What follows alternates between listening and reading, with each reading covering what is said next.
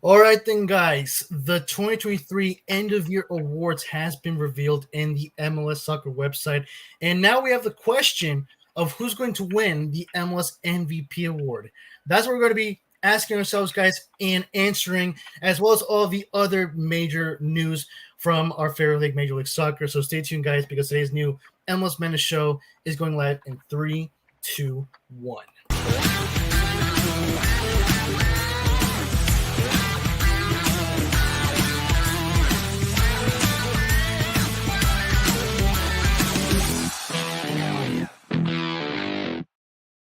What is up, guys? Football Galaxy here, and welcome back to a brand new live show episode of MLS Madness. This is the show, guys, where we break down all the biggest and latest news from our favorite North American league, Major League Soccer, as well as, previewing the next MLS Matchday, which we will be doing for today. We will be previewing Matchday 37 of the MLS regular season, as well as previewing and breaking down all the playoff scenarios for today's MLS action. With me is a very old co-host who did show up like about once or twice in the show. I don't know, but he is back. The legend himself.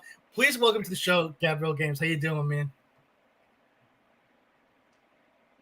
Yo, I'm doing good. How about you, man? I'm doing pretty good, bro. Happy to finally have you back in the show, bro. It's been a long time, and we're very much happy to bring you back here in the show, bro. And we got, of course, the audience in the live chat. We have Dario. How you doing, buddy? First in the live chat, pretty awesome. Isaiah, how you doing, my man? Welcome to the live chat. Lucho will win. Will be MVP. All right. Dario says the show is finally back. Yes, sir. It's been a while. Bro.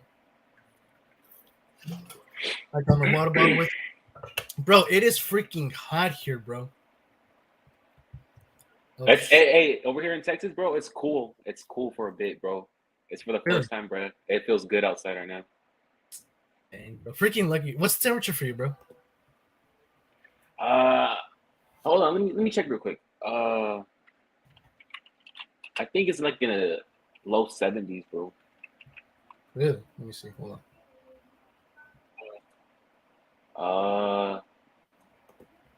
Yeah, 70 degrees out here, bro.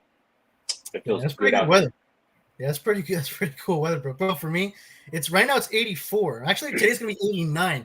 The last 3 days have been freaking in the 90s, dude. It's been freaking hot as heck, dude. Tomorrow's gonna be 89 as well. Southern California weather, bro. California would be crazy, bro. I mean, bro, to be fair, I've said this so many times before. I would rather be dying of the heat than dying of the cold, dude. I freaking hate the cold. No, bro, no. The cold dominates, bro. Cold dominates all the way. Because think about it. You can only take out so much of clothes, but you can put on so much clothes. So the cold dominates all the way. Bro, when it's hot, bro, you can put on like freaking sleeveless shirts, bro. Like any shirt that's like no thick shirts, bro, because that way you can just feel so cool when you're outside. In the cold, bro, you always have to wear freaking sweaters and jackets, bro. Otherwise, you're freaking. That's the thing. That's the thing, bro. And the good thing about the cold is that you don't need to dress up as much. You just throw on that favorite hoodie, throw on them sweatpants, and you're good for the whole day. That's true. That's a good point. Well, there you have it, folks. Let us know in the live chat. Which type of weather do you guys prefer? Do you guys prefer the heat or the cold? Let us know in the live chat. But now, of course, we will be moving and entering today's live show most topic. So let's start out with the first topic segment of the show. Moments of the match day. Let's just review the scores from the previous match day, match day 36. Which occurred on Wednesday, October 4th. So I'll just be just reviewing all the scores, and we'll be talking about it just for a few moments. So the first score of the match day 36 on Wednesday, Charlotte defeated Toronto 3-0. New York Red Bulls defeated FC Cincinnati 2-1, winners of the Supporters Shield, which we will be talking about later on the show. So 2-1 win for New York Red Bulls. Then CF Montreal tied with Houston 1-1. Columbus defeated New England Revolution 2-1. Philadelphia beat Atlanta 3-2. Austin beat DC 3-0. So rep DC United. Chicago beat Miami 4-1. Nashville lost to Orlando City 1-0. LAFC beat Minnesota 5-1, the biggest score of the night on Wednesday. Then Seattle beat LA Galaxy 2-1. And finally, Vancouver beat St. Louis City SC 3-0, surprising win there for Vancouver. Those are your scores from the previous match day on Wednesday night. Gabriel Games, what are your thoughts on the scores, bro?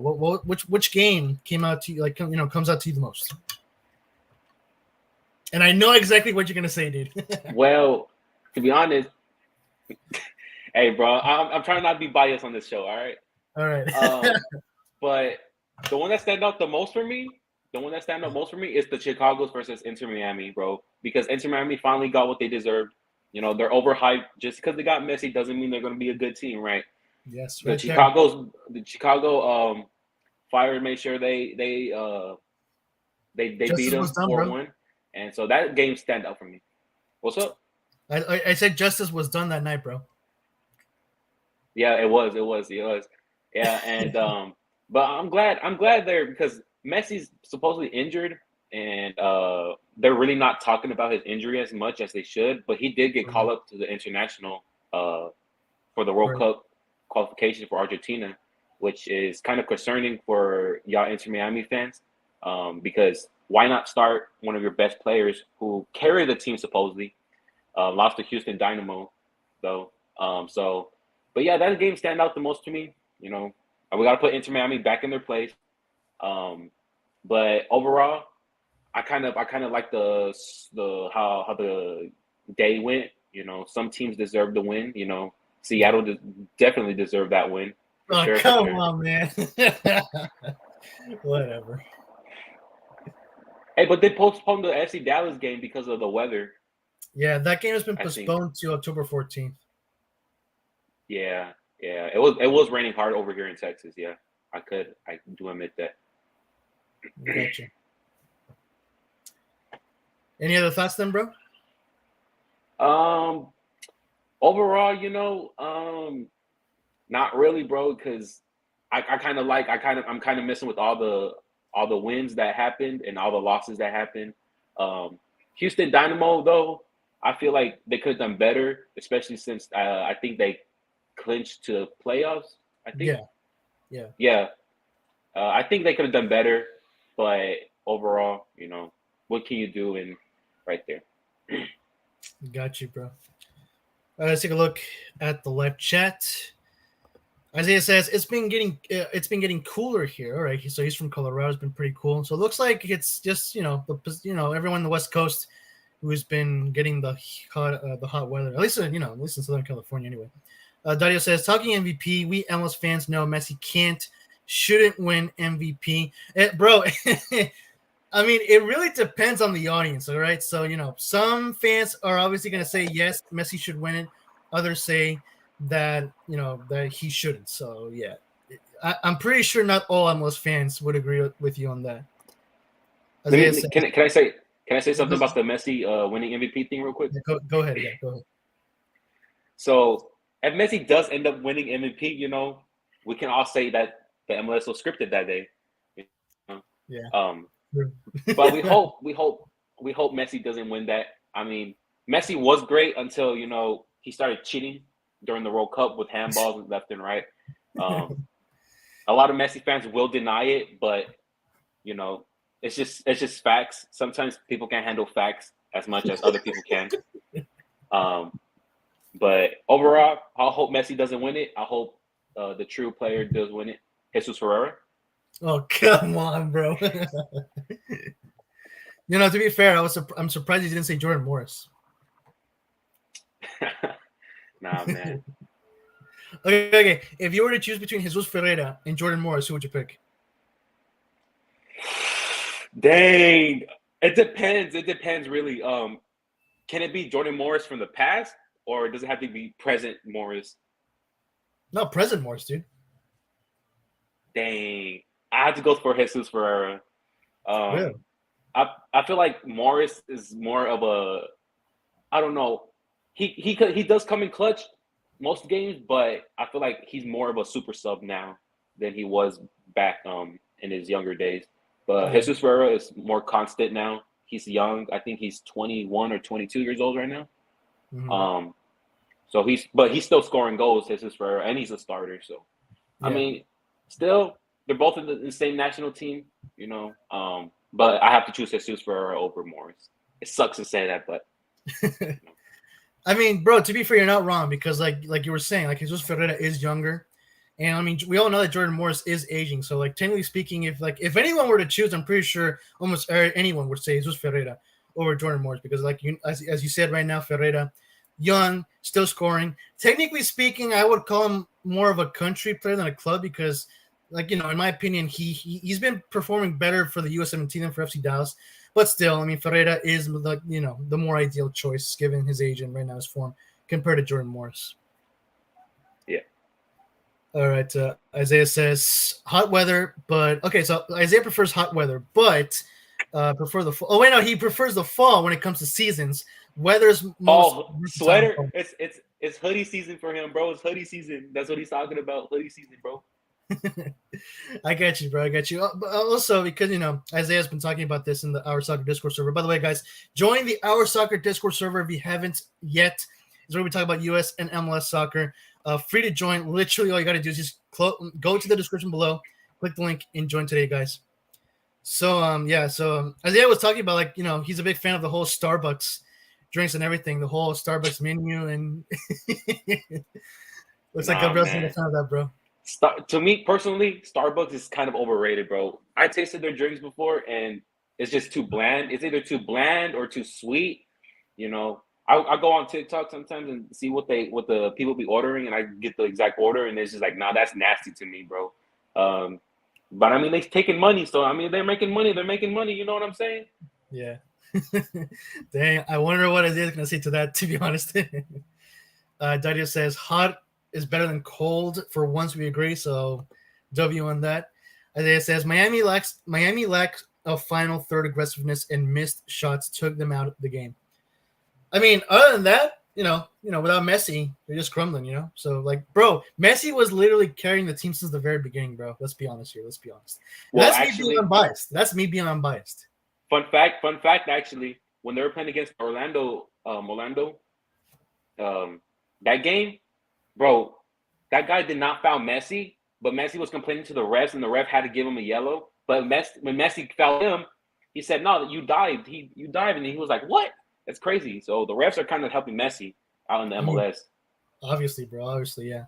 I mean, that was very noticeable when Miami was winning in the Leagues Cup tournament. That was part of the whole controversy. To be fair, that tournament, it was because what a coincidence that Miami won the tournament right when Messi came over. For real. Yeah.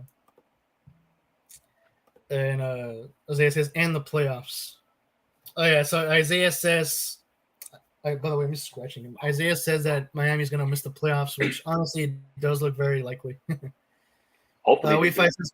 Wi-Fi says Benteke, big fan of Chris Benteke from DC United.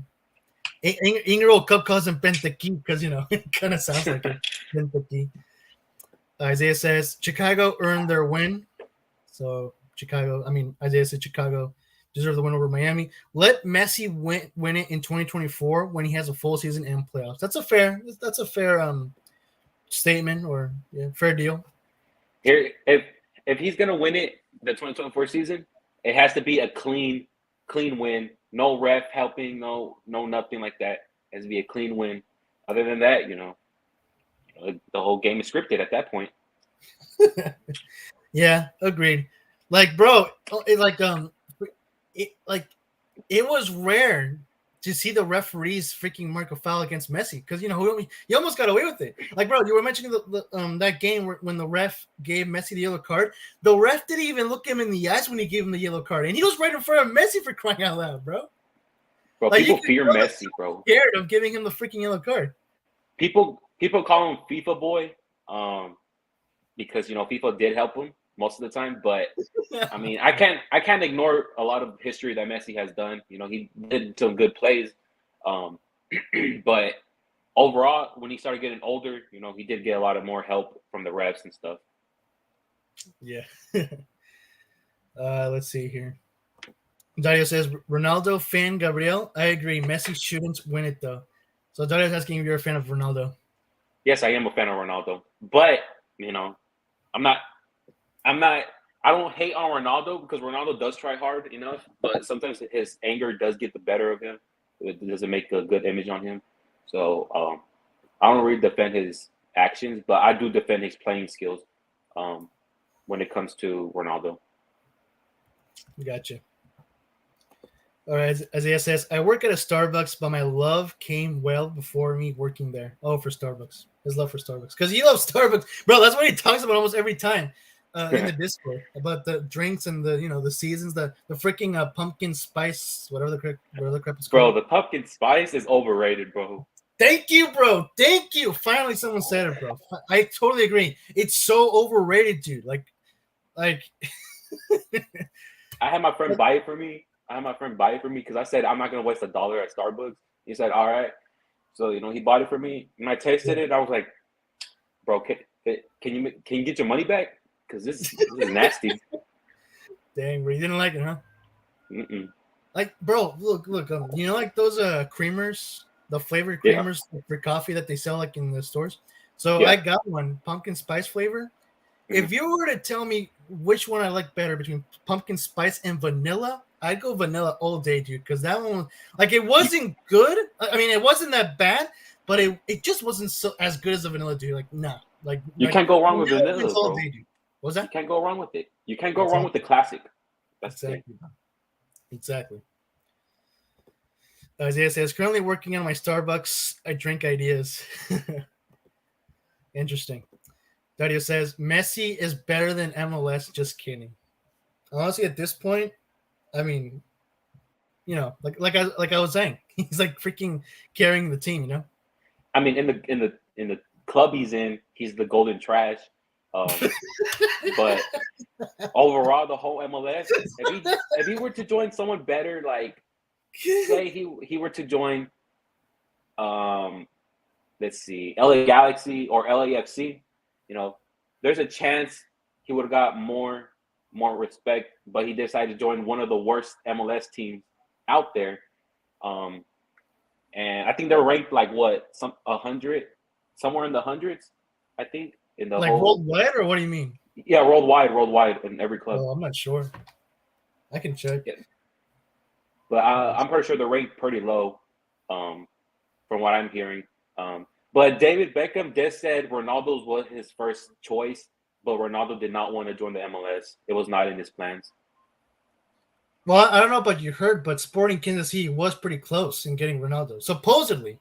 But I think it was like a legit thing that they legit offered him like a good amount of money, a little bit close to the offer from Al Nassr.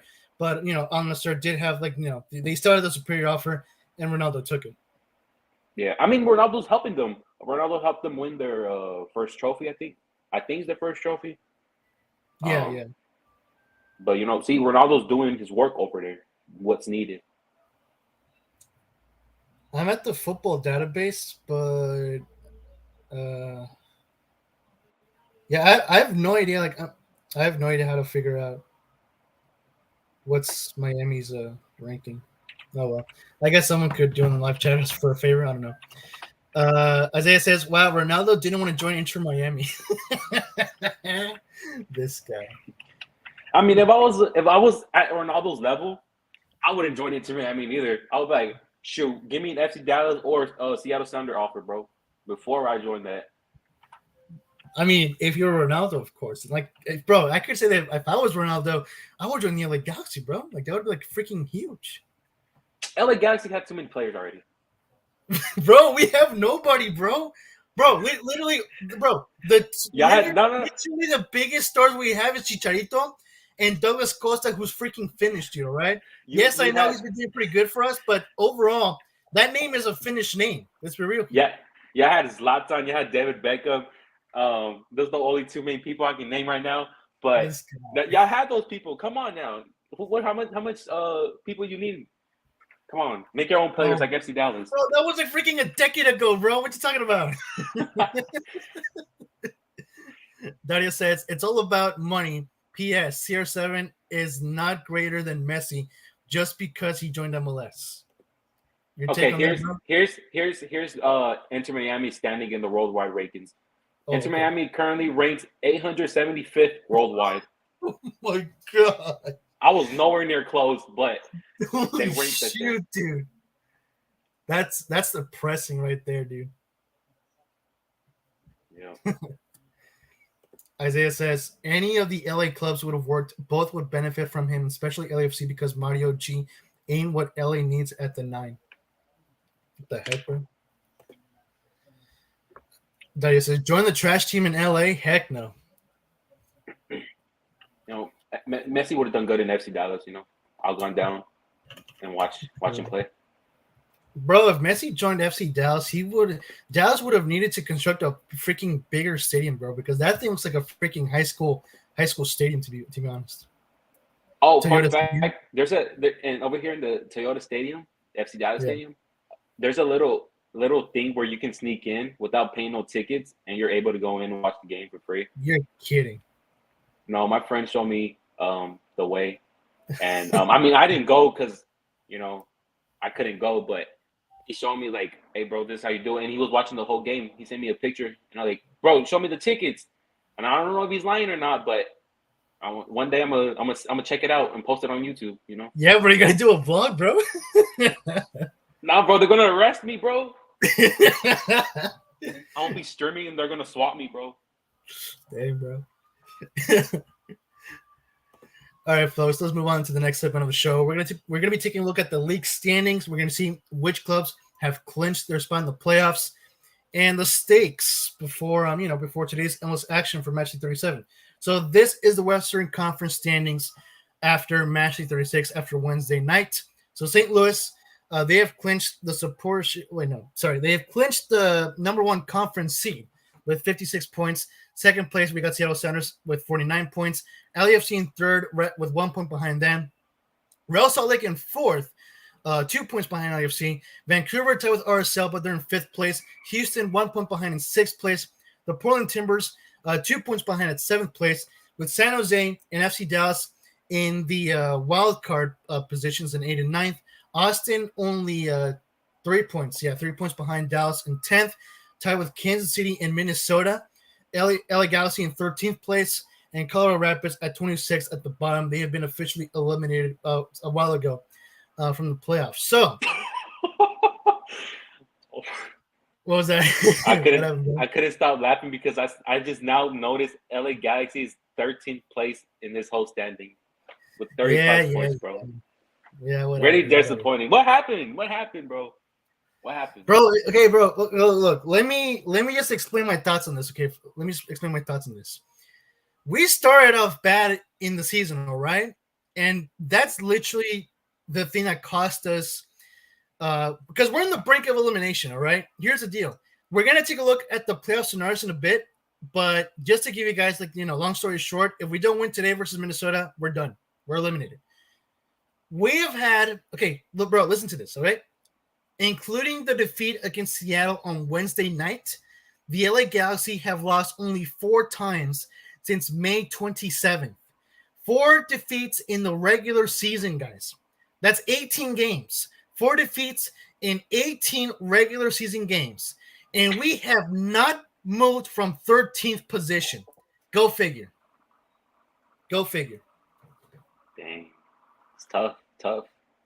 See, it's all about mindset. Look at FC Dallas. They're 9th. They're I think they need to win this game and the Colorado game in order to advance. But LA Galaxy used to do better than FC Dallas. Now what happened, bro? Look what happened. Jesus Ferreira carrying them, bro. I'm telling you. Yeah, honestly, yeah. Jesus Ferreira. I know if any Galaxy fans are listening to this, they're probably gonna kill me. But honestly, if I were to choose between Jesus Ferreira and Chicharito, I would choose Ferreira, dude. Like Chicharito. I mean, if it was primetime Chicharito, 100%, he probably would carry LA Galaxy. But y'all got him too late at a point where he's already too old and stuff. Bro, so. The thing is, bro, is that when we got him, he was going through like a personal hard time. Like I think he lost his grandfather at the time. So that's why he was a very poor form with us. Then he got injured. And he got injured twice, bro, in 2020 and in 2021. That took him out for 2/3 of the season, bro. So that's the problem that we have with Chicharito. Honestly, in my opinion, I think this should be his last season for us. And it pains me to say this because Chicharito was literally my favorite Mexican player in my childhood. So, bro, you better believe that when my team signed Chicharito, I was like the most happiest fan like in the whole fan base, because my childhood favorite player joining for my favorite club, like bro, like once in a while, a dream come true. But I gotta say, I think we gotta move on from Chicharito. Like he's okay. One, he's injury prone, and two, he's just past his prime. And I have to say, he is pretty much finished at this point. So we gotta move on. We desperately need a more consistent striker. Right now, we have a striker problem because right now Billy Sharp has been carrying our attack. Jovic has just come up to be a disappointment. Chicharito is injured. Preston Judd is just rusty as all heck. So, like, we have a problem in the striking position, and we got to move on from those guys. So that's my take on that. Yeah. I mean, it's good because, I mean, you're admitting it. Like, our team sucked this season. We need to fix this certain position, which is true.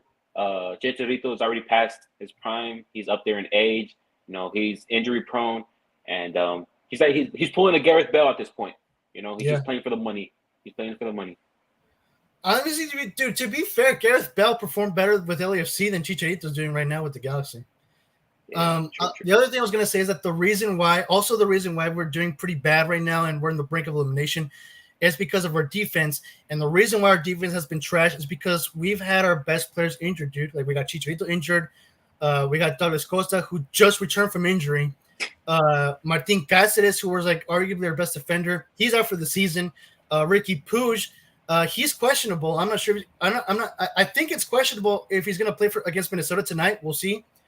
Jalen Neal, who is literally one of the best young center backs in the league, he's out for the season as well. So, like, our defense is crippled, and this is the consequences. We're facing these consequences because our best defenders are out. And right now it's crippled, and we've literally been conceding average 3 goals per game in the last 6 games, bro. That's how bad our defense has been. So yeah, like all of these elements, bro, our attack, our attack being injured, our defense being injured.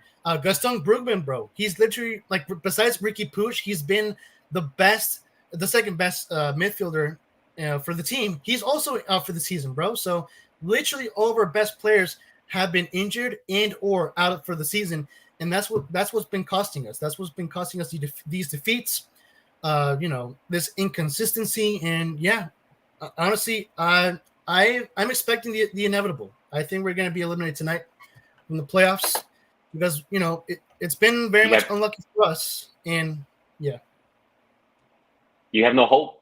You have no hope. I have no hope. I have no hope, bro. I'm expecting the inevitable, bro. Bro, the other thing that killed us this season was the freaking transfer ban, bro.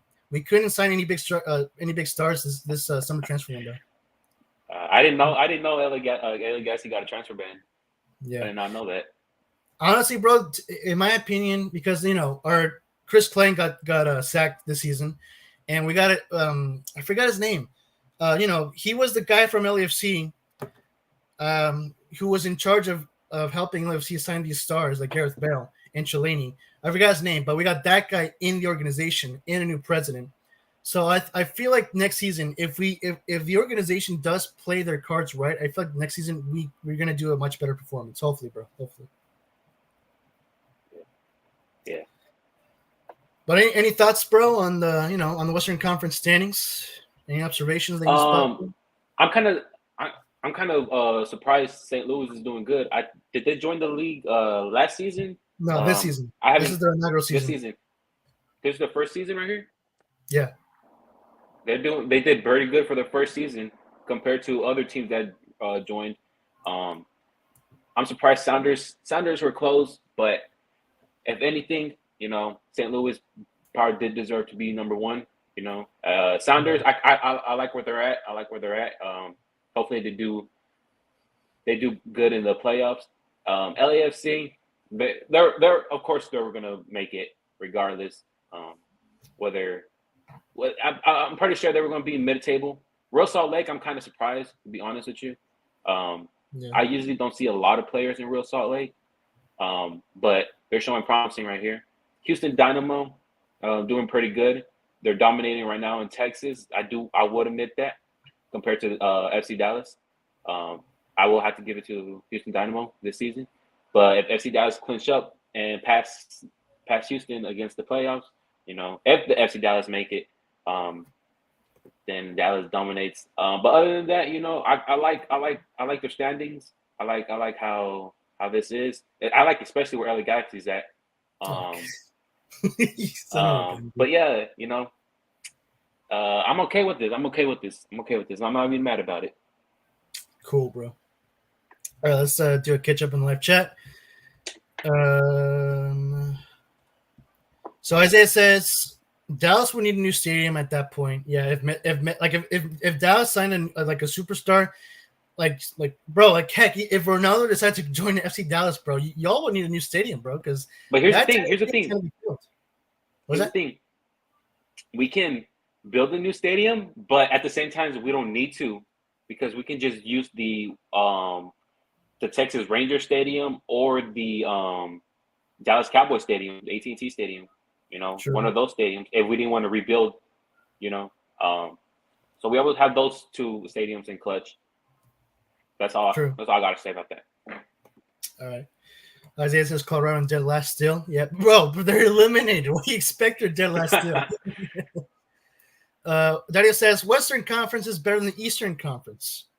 I was listening, about that. I was actually listening to the Corner of the Galaxy podcast show, which is an LA Galaxy podcast.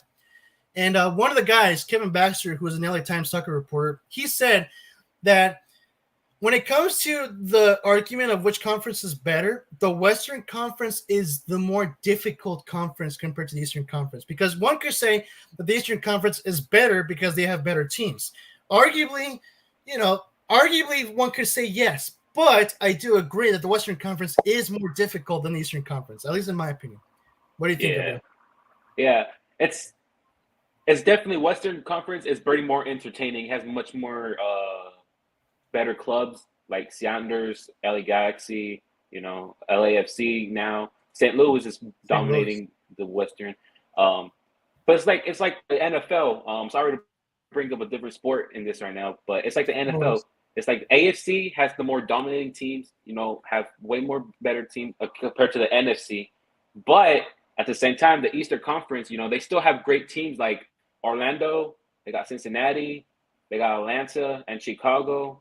I don't know what happened to Toronto at this point. I don't know what happened to Toronto, but yeah, they still got competition. But overall, the Western Conference dominates the MLS. Yes, sir. Let's see here. Isaiah says, I got it being Timbers versus Dynamo in the Western Conference final. Really? Versus Dynamo? Timbers and Dynamo? That's a surprise right there, to be honest. Nah, man. I think it's going to be Sounders versus it could be Sounders versus St. Louis, bro. Put that on. I was going to say that. Okay, so for me, I agree. But I would also say St. Louis versus LAFC. Nah, LAFC had their chance. I mean, they can do it again. Nah, bro. We're going to try to get our third MLS Cup this season. I know I don't like Sounders because of rivalry, but I would legit go for Sounders or LAFC all day, dude. All day. I don't care. For sure. They're your derby rivals. I mean, LA Galaxy versus LAFC, that's your derby rival. What would you call it? El Clásico. El Clásico. Yeah. I mean, El Tráfico. Duh, El Tráfico. What the heck? Yeah. El Tráfico. Isaiah says, I knew Dallas would regress hard this year. You mean progress? Or wait, I don't know. Originally, I had them not even making playoffs, and it was my hot take in preseason. I think a lot of people predicted Dallas to miss the playoffs this year. I forgot why. But there was a reason why, but I forgot. I know Dallas was going to make it, but they're still need to win these upcoming games in order to clinch the final. I mean the playoffs. I'm pretty sure they will. I mean, they are in. They're in 9th place. I mean, to be fair, I think they will. Dario says Chicha is done at this point. I agree. Isaiah says Chicharito needs to go and LA needs to build from there. Yeah, also agree. Dario agrees as well. What happened to Jovic? I think the problem with Jovic, based on what I've heard from the Galaxy fan base, is that right now he hasn't been fitting well with Vanny's system. I forgot the specific reasons why, but Vanny has been playing like Jovic is not the ideal striker in which Vanny has been playing like his tactics out. So that's the problem with Jovic, is that because like when it comes to Jovic, you need to pass him the ball, and the team really hasn't been doing that. So I think our wingers has been like more like player makers, where they themselves try to make like shots towards goal, which is a good thing. And that's the reason why Billy Sharp has been adapting pretty well, because you don't need to pass him the ball. He can have the ball and shoot from there and score. But with Jovic, you need to pass him the ball, and that's not the play style that the Galaxy's been playing right now with Vanny's tactics. So I think that's part of the reason why Jovic has been pretty disappointing. And I find it really disappointing because he practically jinxed it, bro. Last season when he was doing pretty good, he himself said that he's the future of the Galaxy, and look what happened now. Like look what's going on now. He himself jinxed it. So for me, as much as I don't like to admit it, I think we need to move on from both Chicharito and from Jovic. Sometimes you got to stay humble. Sometimes you just got to stay humble, keep your mouth shut, and just let your football do the talking for you. Exactly, bro. Like Messi. Isn't that what Messi said? From the Champions, the animated series, I let my football speak for myself. I remember that. Isaiah says, Gareth, Vanny deserves some blame for who he brought in. Yeah, I agree. Aaron Lung would have been better than moving. Oh, actually, damn, that's a good one, to be honest. That's a good one. I kind of want to say yes to that because Mavinga has seriously been very much trash. But, bro, here's the thing. Yes, I do agree that Vanny has been a very poor coach for us. In fact, many of the fan base agree with that. We want Vanny out. And, yeah, I've never trusted this freaking buffoon since the beginning of the season. So, for me, I would be happy that we kicked out Vanny. But as sad as it is, it looks like it's very unlikely. Many of the journalists who are behind of the LA Galaxy, like the ones who ask, behind the scenes of the LA Galaxy, they pretty much confirmed that the Vanny will be staying for next season as coach. So that sucks. But half the fault would go to Vanny, in my opinion. But the main fault is that we had a transfer ban. So we really, the only signings that we could do this summer were league signings. And unfortunately, this man decided to go for the table scraps, literally table scraps, because, Mavinga, trash. Tony Alfaro, never heard of him. He's hardly played. I think he's been decent at best. So yeah, this transfer window was not one of our best. Isaiah says, not saying Lung is good. Yeah, agree. Totally agree. Dario says, just like I don't have much hope for Inter Miami. So Dario and Isaiah, Inter Miami fans not having faith with their club after tonight. Isaiah says, do you think LAFC is going as far as World Cup final? Western Conference final? I agree. I think they will. Nah, man, they ain't making it. They ain't making it. They ain't making it. Why though? Like why? Why? What do you mean why? They're gonna get it's gonna be like this. It's gonna be in the semifinal, right? It's gonna be St. Louis versus Seattle. But before that, it's gonna be LAFC versus Seattle Sounders, and the Sounders are gonna win, scoring that last-minute goal in order to pass LAFC and advance further into the playoffs. That's how it's going to go down. Mark my word on that. I have not been wrong in most games. In most games, Sounders will score a winning goal against LAFC in the playoffs, and they will advance to go against St. Louis with a WCF. Pretty bold prediction, to be fair. Let me actually go to the MLS website really quick because they do have. Let me check. They have where is it? What if the playoffs started today? So this is after the Matchday 36 games on Wednesday night. So let me actually just share this in the presentation. So let me turn this off really quick. Remove. Escape. In the meantime, wait, hold on. It'll be quick. So let me just add it really quick. I'm trying to pull it up myself too, so I can see it. Yeah. Okay, I'm sharing the presentation, the image. I found it. Well, let's talk about it. Let's talk about it after we talk about the Eastern Conference after a bit, so that way we can know, which side is which. So I'll just put this right here. Come on, dude, hurry up. Right, there we go. Come on. Present. Come on. Hurry up. All right, there we go. Let me bring this back up. Okay, so let's move on into the Eastern Conference standings. So here are your Eastern Conference standings as of right now, guys, before Matchday 37 kicks off. So up top, we have the Support Shield winners, FC Cincinnati, with 65 points.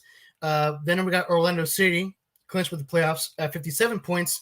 Philadelphia Union in third, 3 points behind them. Columbus Crew at fourth, 1 point behind Philadelphia. Then we got New England Revolution at fifth, 1 point behind Columbus. Atlanta United in sixth, 3 points behind New England, followed by Nashville SC in seventh, 4 points behind Atlanta. Then we got Chicago, 5 points behind Nashville, followed by Montreal, 2 points behind Chicago, both Chicago and Montreal in the wild card positions.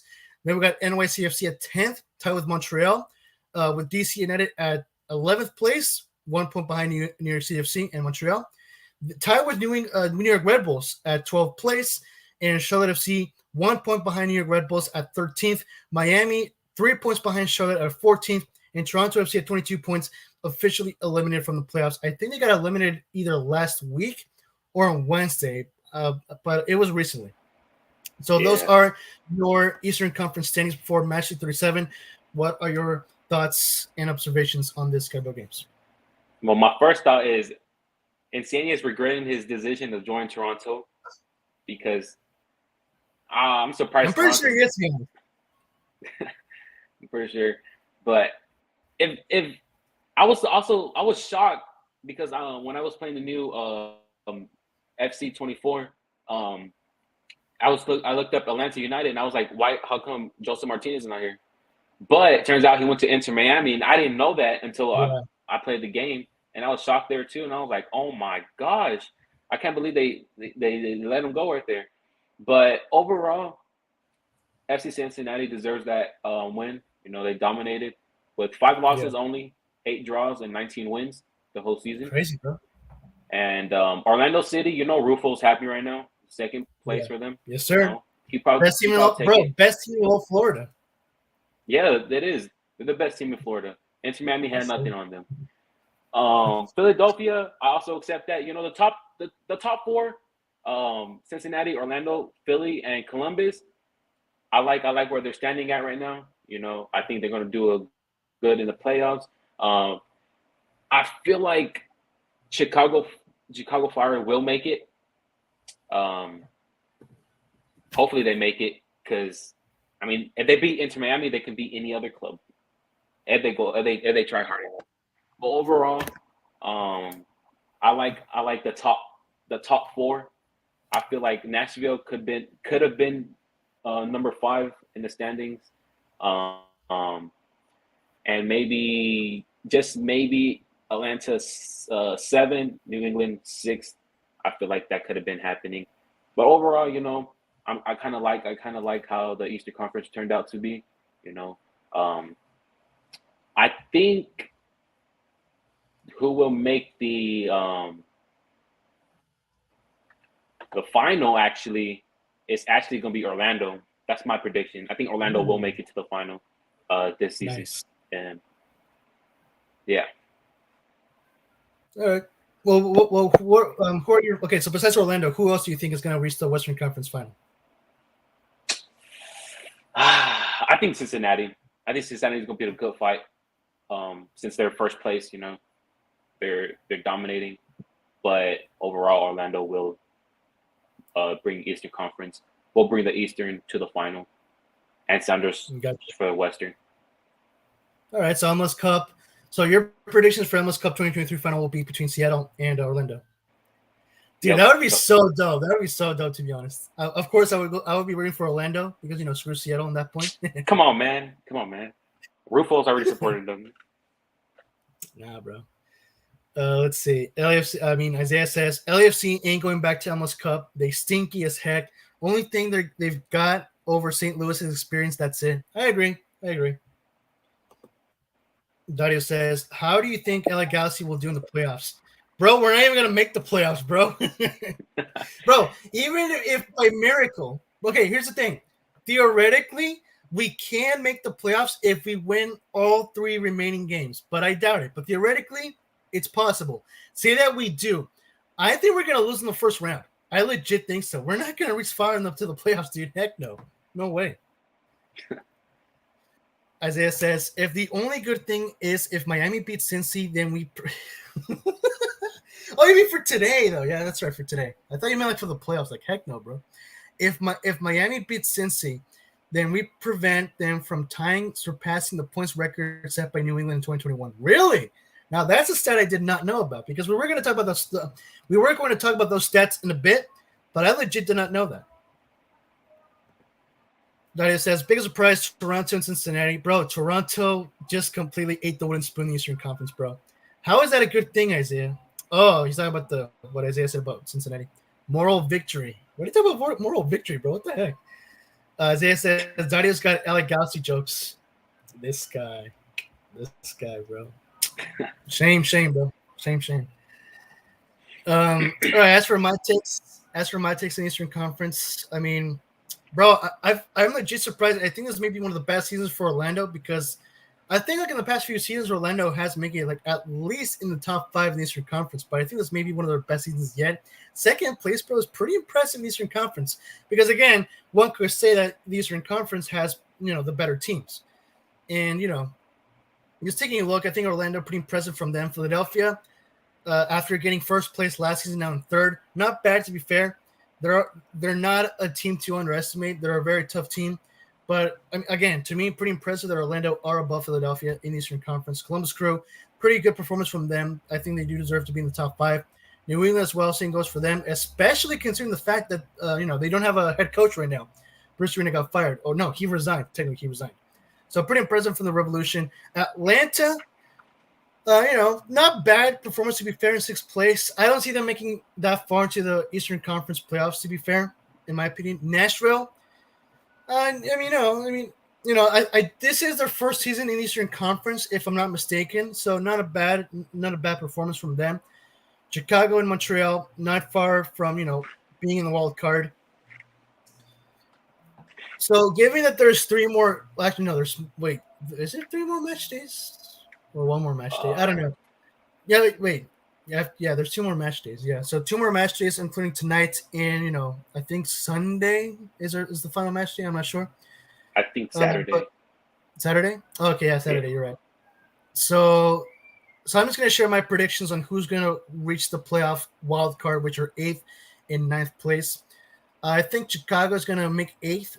Right now, 9th place is up for grabs because Montreal is tied with NYCFC, and DC, New York Red Bulls are only 1 point behind, and then Charlotte 2 points behind. So right now, 9th place is technically up for grabs. Technically 8th place too, since Montreal is 2 points behind Chicago. But I think Chicago will make the wild card. As for 9th place, I'm going to go for New York City FC. I think NYCFC are going to get over Montreal, and they're going to get the wild card position over Montreal. What are your predictions, Gabriel? You think so, bro? I don't think so. I think Montreal is going to stay there, bro. I don't think New York. Really? But why? What? I don't know. Well, technically, Montreal got more wins in the season, 11 wins, and New York City just has 8 wins, 14 ties, and 10 losses. So I think Montreal will beat them. If anything, New York City is going to lose, and DC United is going to move up to 10. That's how I'm looking at it. But actually, looking from here, DC United go against New York City today. So actually, you know what? I'm gonna switch it up. I think New York City will go 9th place. Actually, I'm gonna switch it up. I'm gonna switch it up. I just looked at the games they're playing, and I feel like they will win those games. Yeah. All right. Let's just go back really quick to the Western Conference to share our predictions for the wild card playoffs zone. So, San Jose in 42 points in 8th. Dallas only 1 point behind San Jose. Austin, Kansas City, and Minnesota both 3 points behind Dallas for 9th place. So not relatively so close compared to the Eastern Conference. I think San Jose will make it, and I think depending on who they're gonna play next. Let me actually check that. So let me see. San Jose Earthquakes. Their remaining games will be against. So Dallas on Saturday, and then October 21st against Austin. I think it's going to be a draw against Dallas and a win against Austin. So I think San Jose will win 8th place. So they're going to make it into the wild card position. As for Dallas, I kind of wanted to say the same. I think Dallas will also reach the playoffs and get the 9th place wild card position as well. So for me, same as it is right there. I think San Jose and Dallas will get in the wild card positions. What about you, Gabriel? What are your predictions? Nah, man, I think FC Dallas is going to win. I think Portland's actually going to go down, and Dallas is going to go to 7th place. Because, today they go against San Jose. So we take that dub. Today, yeah. And then we go against Colorado in Saturday. And we're going to take that easy dub. Win. Yeah. So we got 2 easy wins right now. And I think our last game is against LA Galaxy. So 3 easy wins. You know, of course, we're going to win that. And for Portland, they go against Montreal. So I think Montreal is going to win that game. So that's a loss for them. And then their next game is against the Houston Dynamo, which I think they will lose against them. And that's the early games. 2 losses right there for them. And that's how I think Dallas will make it. As for San Jose, I feel like they will. I don't know. I feel like San Jose will stay where they're at. Portland will go to 9th, and Dallas will go to 7th. That's how I'm thinking, and that's how it's going to be played.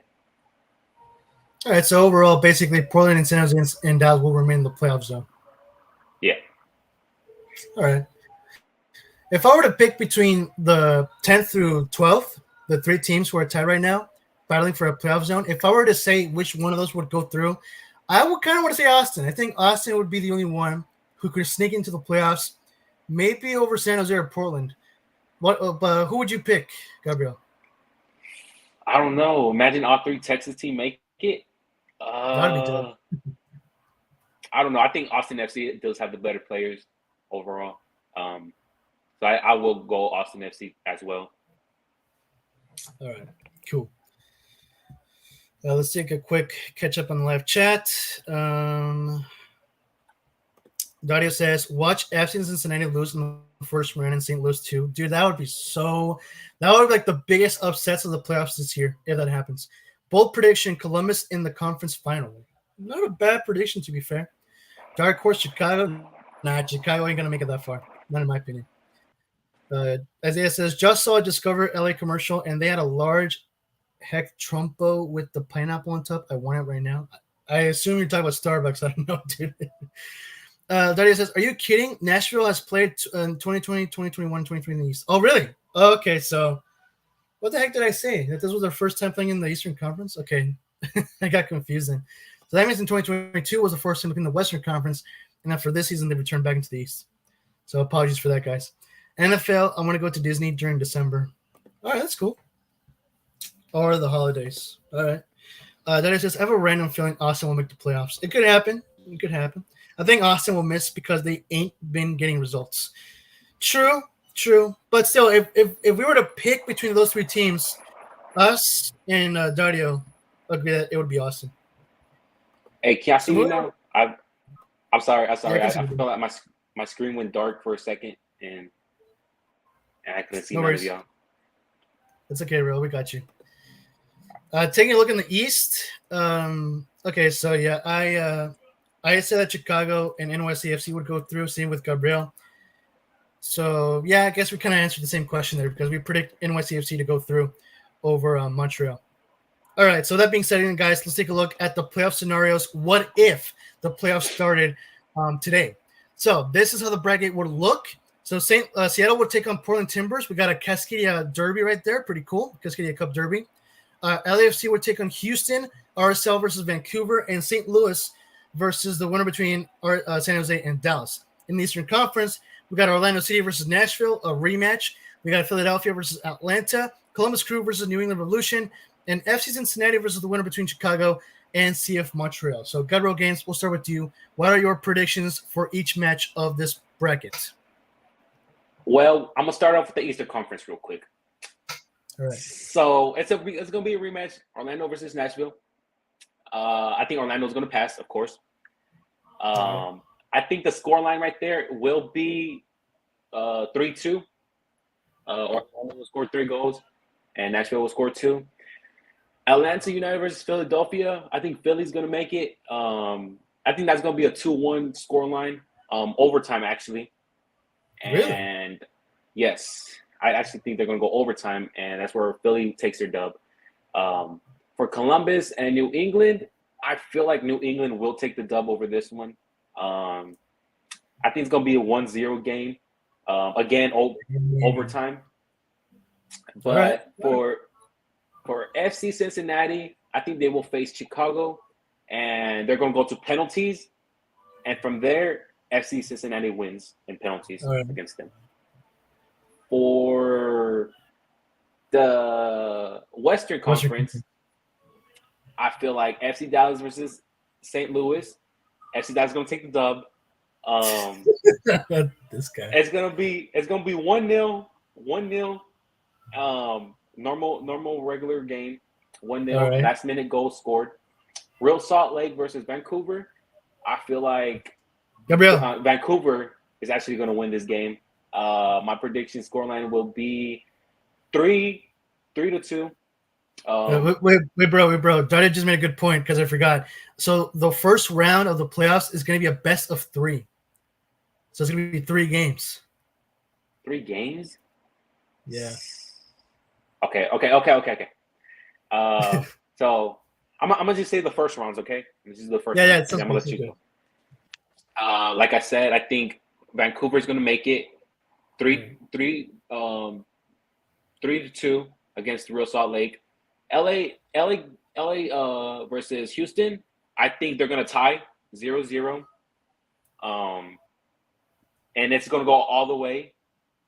And then for Sounders versus Portland, I feel like Sounders is going to take that dub. Easy dub, 3-0, 100%.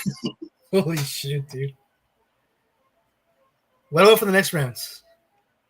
Like all the way until MLS Cup. Like what are your predictions like for the whole rest of the tournament? Okay. I'm going to do that. Okay. So since it's going to be Orlando versus Philly, I think Orlando's going to take that dub as well. They're going to go to penalties, as a matter of fact. It's going to be all the way to penalties. And that's how Orlando's going to take their dub. New England versus Cincinnati. I feel like Cincinnati is going to go to penalties once again, but lose to them. And New England advances in penalties. And for Dallas versus Vancouver, I think Dallas is going to take that dub right there. 100% is going to take that dub. And then for Sounders, well, I mentioned that LA is going to have a tie game, but if I had to choose against Houston versus LA, I think Houston's going to take that dub. I think Houston's going to take that dub, actually. So Sounders versus Houston, I think they're going to go to penalties, but Sounders is going to overcome it. And we're going to have Dallas versus Sounders, and Sounders, of course, is going to dominate that team. Right.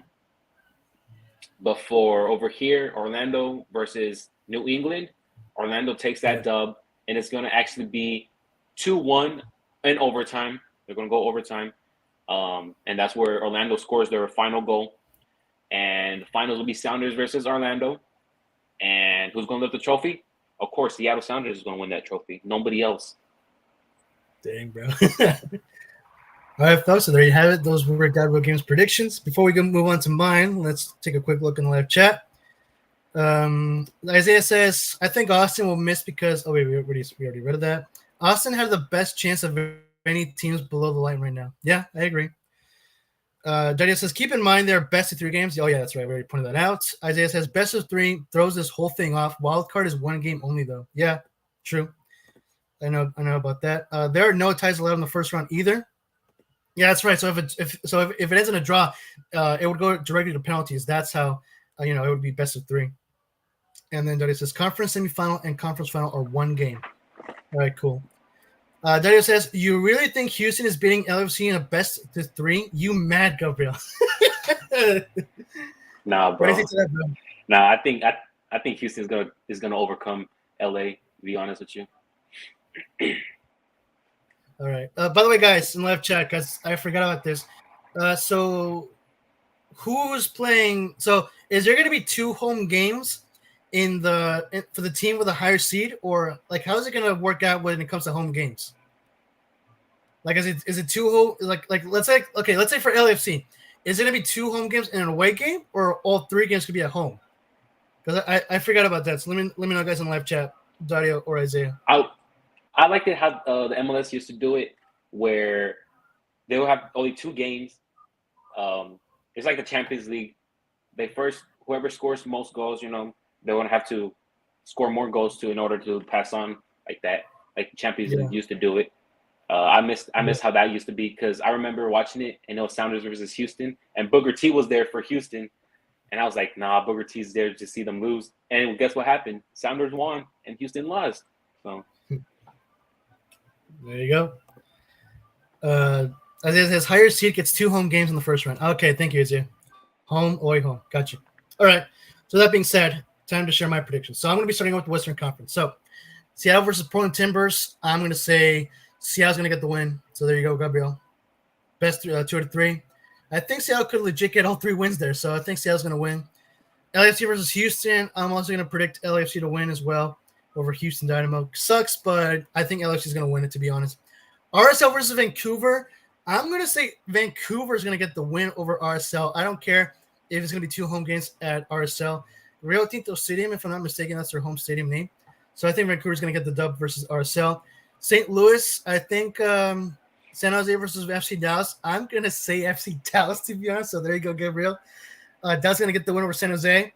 But St. Louis versus Dallas, I'm sorry, Gabriel. This is the part where I'm unbiased. So I'm going to say St. Louis is going to get the win over Dallas. So there you go, bro. I mean, it's your predictions, Yeah. All right. So taking a look at the Eastern Conference, Orlando versus Nashville. I'm going to also predict Orlando to win over Nashville. Philadelphia versus Atlanta.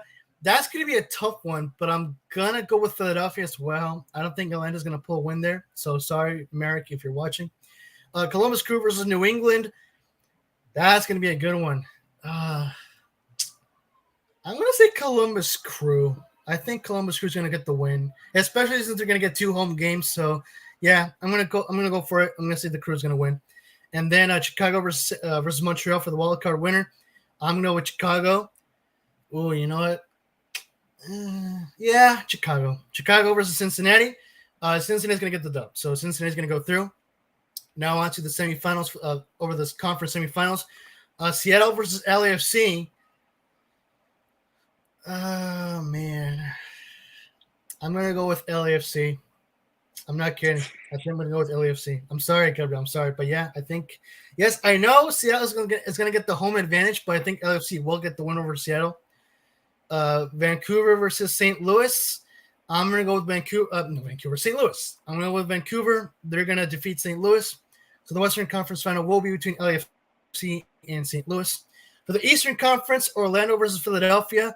I'm going to say Philadelphia. Yeah, I think Philadelphia is going to get the upset over Orlando City. Sorry, Rufo, if you're watching. And then Columbus Crew versus Cincinnati, the Hell is Real Derby. I'm going to say I kind of want to say Columbus Crew for the upset, but I'm going to go real here. I'm going to go technical here. I'm going to go with Cincinnati. So the conference final will be between Philadelphia Union and Cincinnati. For the Western Conference final between LAFC and St. Louis, I'm going to say St. Louis. I think St. Louis will get the win over LAFC. I am predicting that it's going to go to, just for the sake of this conversation, I would predict them to go to penalties, and Cincinnati will get the win.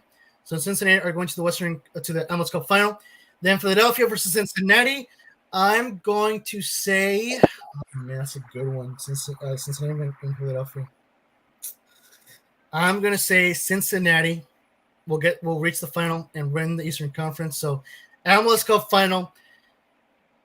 St. Louis City versus FC Cincinnati. Your MLS Cup winner, according to my predictions, will be FC Cincinnati. Those are my predictions. I think FC Cincinnati will take it all. No. Taking a look Just at the chat before we go. What was that? Just for saying that Sounders will lose to LAFC, bro. Jordan Morris is going to score 3 hat tricks every single round against them, bro. This guy. You wish, bro. You wish. And watch it happen, bro. Watch it happen. Watch it happen. You're going to be shocked. All right, bro. Bro, let's make a bet, bro. Let's make a bet. If Jordan Morris does not score a hat trick in every single game of the playoffs, bro, let me change. Let me change that bet real quick. Go ahead. At least one hat trick. Go ahead. At least one hat trick. At least one hat trick in one game against them. All right. At least one hat trick. If Jordan Morris does not score at least one hat trick in the sorry guys. If Jordan Morris doesn't score at least one hat trick in the playoffs, you got to change your username in Discord to Jordan Morris is trash.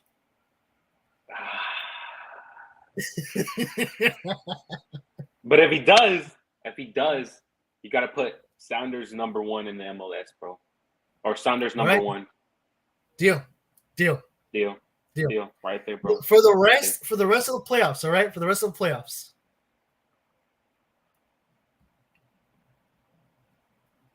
Come on, man. Come on. For the rest of the playoffs. Oh, you're asking me a question, bro. My fault.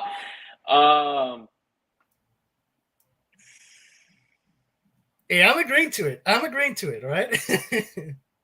All right, for sure. There you go. Yo, live on our show. There you have it, boys. So if Jordan Morris does not score a hat trick at least in one game of the playoffs, then Gabriel Games has to change his username on Discord to Jordan Morris is trash.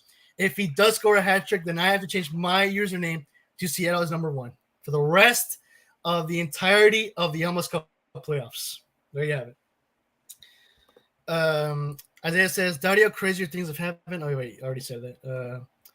Dario says, 1 home game, 1 away, 1 home if necessary for the high seed. Yeah, we already covered that. What would be craziest thing that could happen in the playoffs? That's a good question. In my opinion, the craziest things that would happen in the playoffs, like according to this scenario, it would be if Cincinnati and St. Louis lose in the first round for me. What about for you? The craziest thing for me is that FC Dallas actually makes it to the final and wins it. That would be the craziest thing. I agree, bro. Daria says, for me, it would be if Chicago reached the conference final. Yeah, that would be pretty crazy. Isaiah says, I got Orlando in the final versus Houston. All right, not a bad take. Not a bad prediction, to be fair. Houston? Dario says, you just lost a bet, Gabriel. Oh, Dario's calling it, bro. I'm known for losing a lot of bets. You know, I lost $20 against my uncle when I said Canelo was going to lose. But, he ended up winning. So this guy, I'm used to losing bets, bro. I'm used to losing bets, All right. Isaiah says, craziest thing would be if Chicago makes MLS Cup. Dude, that would be the most insane thing, bro. Like, holy shoot. Imagine if Chicago reached the MLS Cup final. That would be freaking insane. All right, so now we move on to the next segment, guys. Let's take a look at the league news. So, of course, the biggest news from this week was FC Cincinnati winning the Support Shield, winners their very first MLS trophy since they joined Major League Soccer back in 2019. No, in 2018. Wait, no, that's wrong. 2019? Guys, please fact check on me on that. If I recall correctly, I'm pretty sure they joined MLS in 2019. But please let me know, guys, in live chat. Fact check me on that. But yeah, ever since they joined MLS from the USL, they finally won their first MLS trophy, which is a huge accomplishment. Okay, Isaiah did check me on that. 2019. All right, cool. Isaiah says Gabriel gonna lose himself another bet. There you have it, bro. Yeah. But yeah, a huge win for Cincinnati. Their first major trophy after joining Major League Soccer in club history. So congrats to any Cincinnati fans who are watching. Gabriel Games, any reactions to this? Any thoughts on this?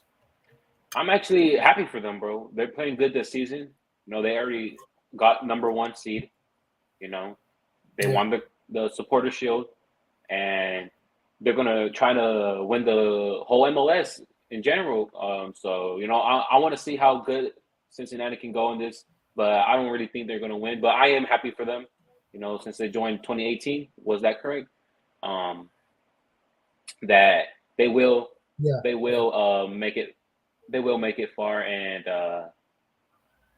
I think they got 19 wins in the Supporter Shield.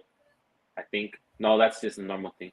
But overall, who they go against the final?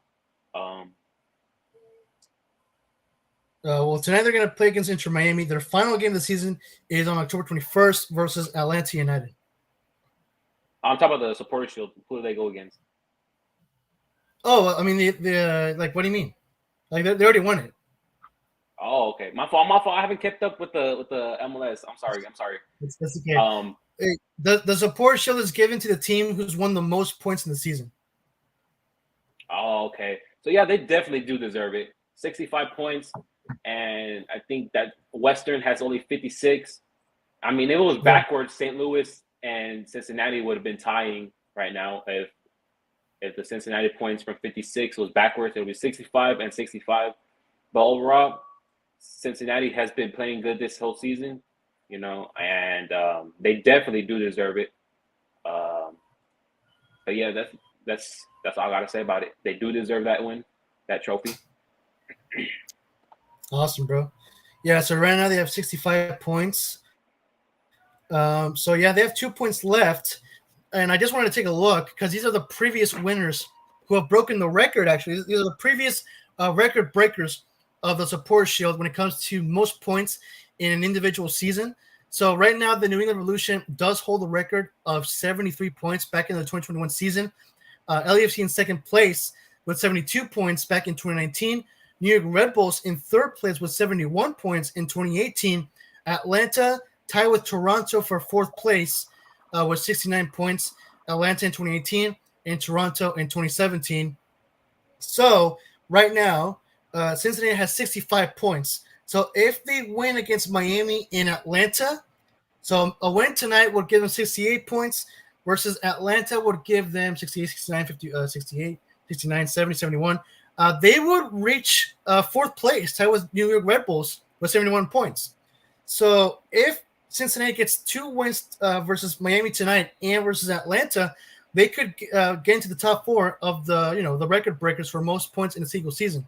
Now, let's say that Cincinnati does not beat Miami, then that means they would reach 68 points, which means they would end up in the top 5, not in the top 4.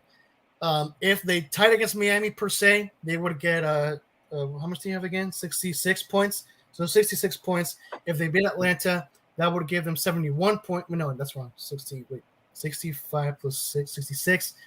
Yeah, they would get 69 points. So they would end up. I think so. The moral overall, in general, if Cincinnati ends up losing or tying to Miami but beating Atlanta, they would still end up in the top 4 of all time of most points in a single season record.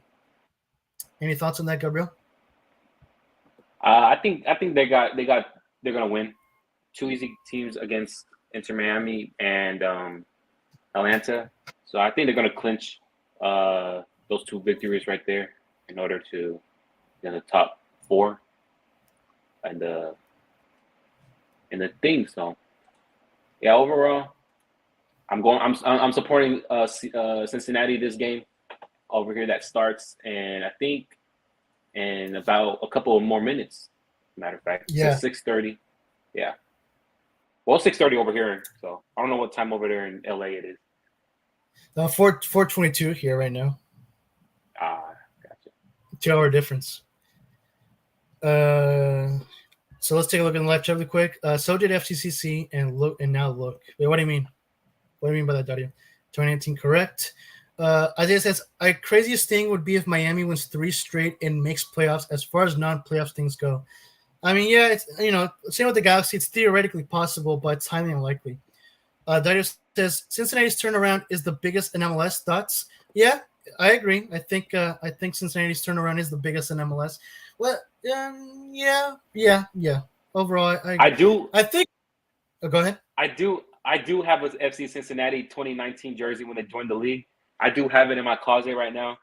Oh, I remember. Yeah, you remember that? Yeah, I do have it. I'm currently not wearing it right now because I don't like wearing my jerseys as often because they are sensitive, more sensitive to a normal shirt. But I do have a jersey still there. So if they do make it to the final, and none of the teams I go for make it to the final, I will go for Cincinnati, and I will wear their jersey. All right, fair enough. Starchy Schaff, how you doing, buddy? Yo, how you doing? Welcome, bro. Welcome to Live Show. Glad to have you here. How you doing today? Isaiah says, I might call scripted if we make playoffs. Dude, it would legit be scripted as all heck if y'all made the playoffs, dude. I mean, to be fair, because I did say this today in the Our Soccer Discord, if Cincinnati does not win today, it's because they have nothing to lose. They already won the Supporters Shield. They already won the #1 Eastern Conference seed. Again, they have nothing to lose, so I wouldn't be a bit surprised if Miami ends up winning against Cincinnati today. But I mean, you still want to go into the playoffs with a winning streak, rather than losing or tying and then winning another game. It's always better to win rather than draw and lose. Go for the highest, not the bare minimum. Yeah, you're right. And ironic that I just stated that because I was just mentioning about how they could end up in the top 4 of most points in the single season record. So yeah, you're right. So technically speaking, they don't have nothing to lose. If they want to get their spot in MLS history, then of course they want to do that. They want to try to get the most points and try to get at least in the top 3 of all time in the most points in a single season record. Let's see. I might skip. Dario says Apple TV scripted it if Miami reaches the playoffs. That would be hilarious. And yeah, true. Just like MLS Cup 2022. Isaiah says it's a home game for Miami too. Dude, are you for real? Then it's totally scripted if it's a home game if Miami reaches the playoffs. Oh, you're talking about like today's game versus Cincinnati. Yeah, you're right. Starchy Chef says Cincinnati versus St. Louis final.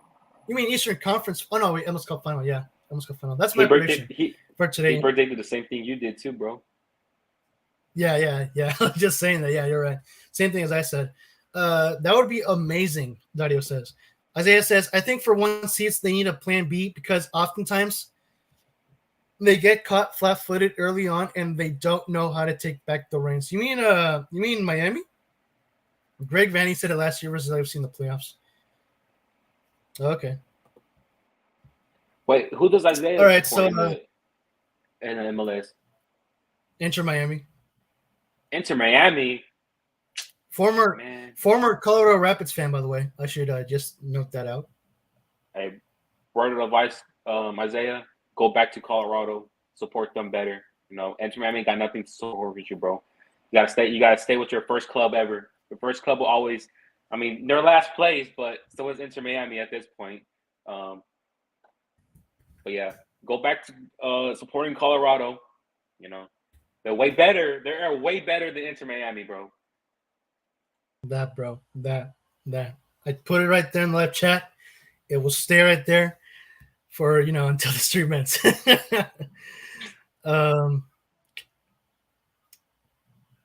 Isaiah says, to be fair, Vanny did win MLS Cup win on 1 seed. Yeah, he won with Toronto back in 2017, if I recall correctly.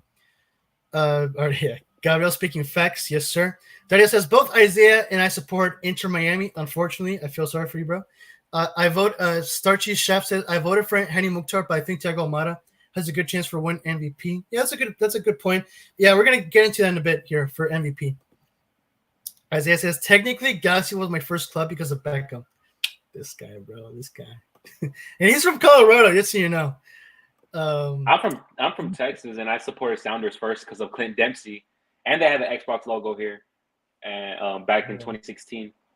Not 2016. It was actually 2015. I was on like that. All right.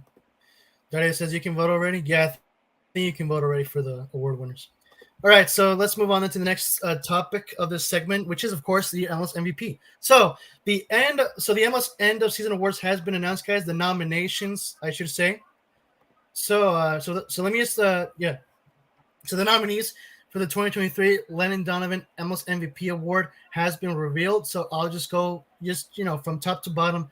I'll list all the names, all of the nominees for the MLS MVP Award for the season. So starting with Luciano Acosta from FC Cincinnati, Thiago Almada for Atlanta, Archer from Houston Dynamo, Christian Benteke from DC United, Andre Blake from Philadelphia, Dennis Bouanga from LAFC, Roman Berkey from St. Louis City, Sergio Busquets from Inter Miami, Julian Carranza from Philadelphia, Mateo Choineri, sorry if I mispronounced that, from Montreal, Christian Espinosa from San Jose, Jesus Ferreira from FC Dallas, Stephen Fry from Seattle, Ryan Gold from Vancouver, Giorgio Giacomakis from Atlanta, Carles Gil from New England, Cucho Hernandez from Columbus, Hector Herrera from Houston Dynamo, Lionel Messi from Inter Miami, Jordan Morris from Seattle, Henny Mukhtar from Nashville, Keaton Parks from New York City FC, Ricky Puig from the LA Galaxy, Alan Pulido from Sporting Kansas City, Emmanuel Reynoso from Minnesota United, Santiago Rodriguez from New York City FC,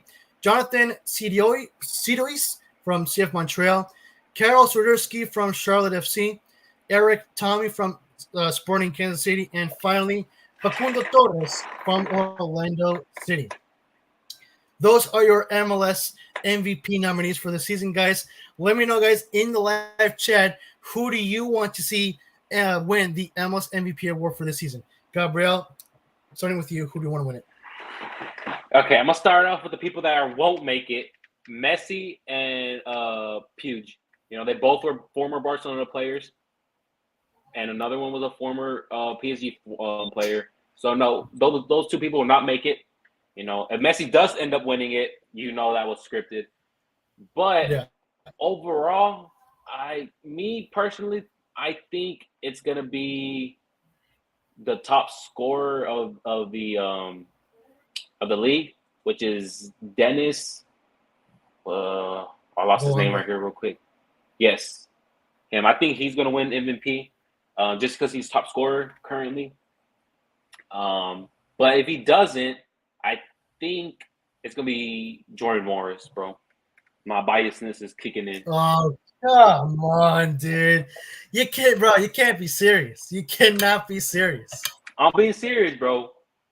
You're telling me you're being unbiased right now. No, I'm being biased, bro. Okay, well, your unbiased prediction. I'll be unbiased. My unbiased prediction is Dennis Bouanga. Yeah. All right. Fair enough. Okay. Taking a look at the list, I'm gonna give you my top five front runners. So it's gonna be Acosta, Thiago Almada, Ricky Puig, Henny Mukhtar, and Lionel Messi.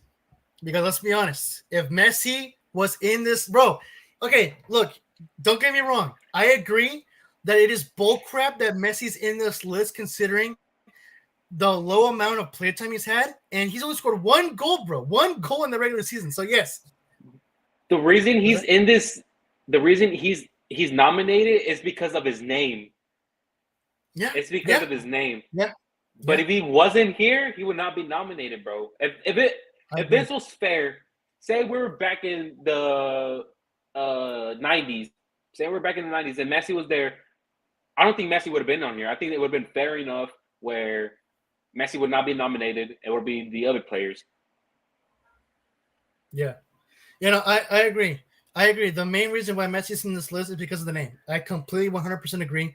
That's why many of us, most of the MLS fan community, is calling bullcrap on this. But again, I mean, that's the reason why he's there, right?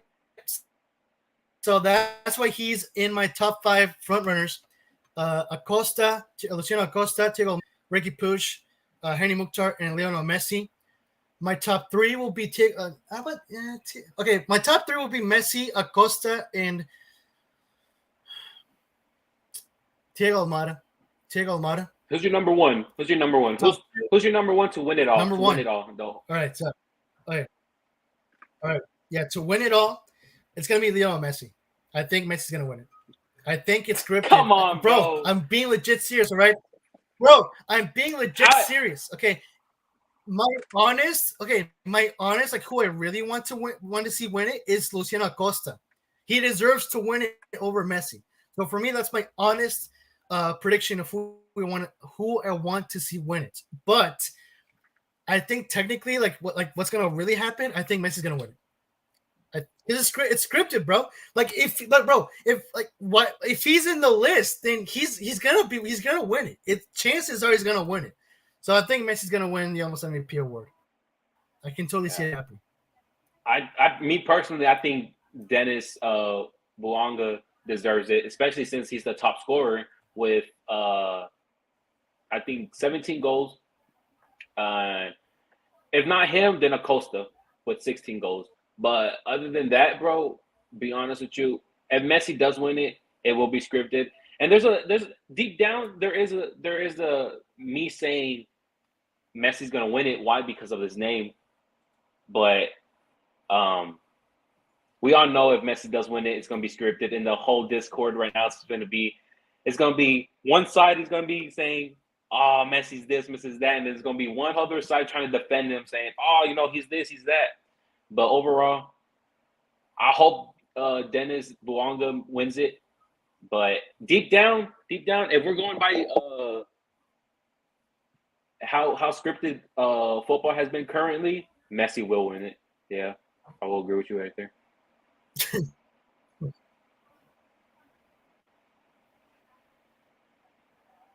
All right. Let's take a look in the live chat. Starchy Chef says Nashville, but St. Louis is my home club, so I support both. But I love St. Louis more. Okay, fair enough. Isaiah says freak Xbox. But it says Mukhtar and Acosta are my favorites to win. All right, fair prediction.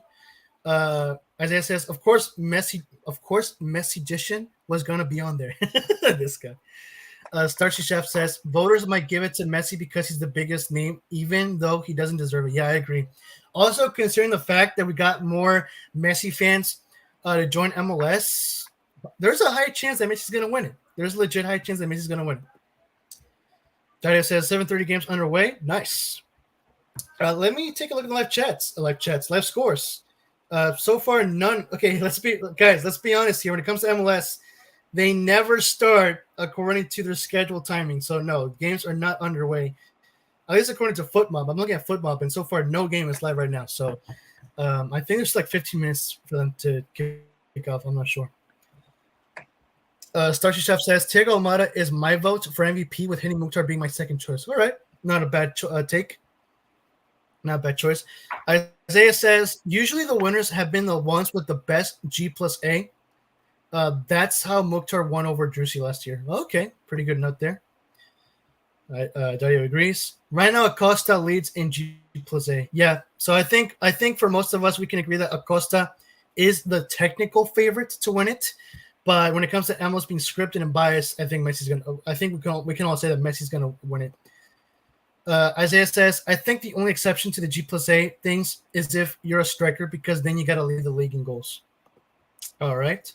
Dario says we can all agree if Messi wins it, it's the biggest bullcrap ever in history of MLS. But teams need to nominate players. Yeah. Messi Ballon d'Or, Messi MLS MVP, Messi MLS playoffs ? Messi MLS Cup champ ? Messi MLS Cup MVP. Messi to win the whole thing. If all that happens, the whole football industry is not scripted now. You know that for a fact. If all that happens, all of a sudden, the whole thing is scripted at this point, and they're not trying to hide it no more, bro. Dude, if that happens, that would be the most hilarious thing ever, bro. No, bro, because I'll be. Dude, the man comes over for 6 months, he's played less than 10 games and wins the whole thing, bro. That's the biggest joke ever, bro. I'll just stop watching in total, bro. Oh my gosh, bro. That would be freaking hilarious if that has happened. Yes to everything, even if he doesn't play. And it's crazy because there's a lot of people that know that Messi be cheating at times with the refs. They're still going to support him, all because he has one World Cup. Nah, bro. To me personally, that World Cup does not deserve to be with Messi. 100% does not deserve to be with him. I That's don't care because what you're a people say. Ronaldo fan, bro. No, it's not even because I'm a Ronaldo fan. All the handballs, bro. How are you gonna get 2 yellow cards and not a red card for Argentina, bro? Like, tell me that, bro. During the World Cup, like, nah, I don't think, bro. Even if I'm not really a Ronaldo fan. When Dempsey was there, bro, I was a Dempsey fan, bro. And someone in school told me, bro, who's Dempsey, bro? And I saw him, the #1 United States, the best Captain America to exist, bro. They were just looking at me like, yeah, bro, this guy ain't know what he's talking about.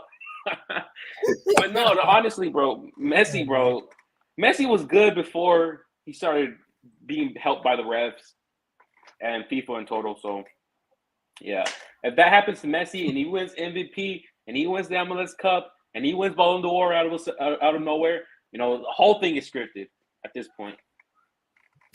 I agree. I completely agree with you, bro. The whole thing is scripted, bro.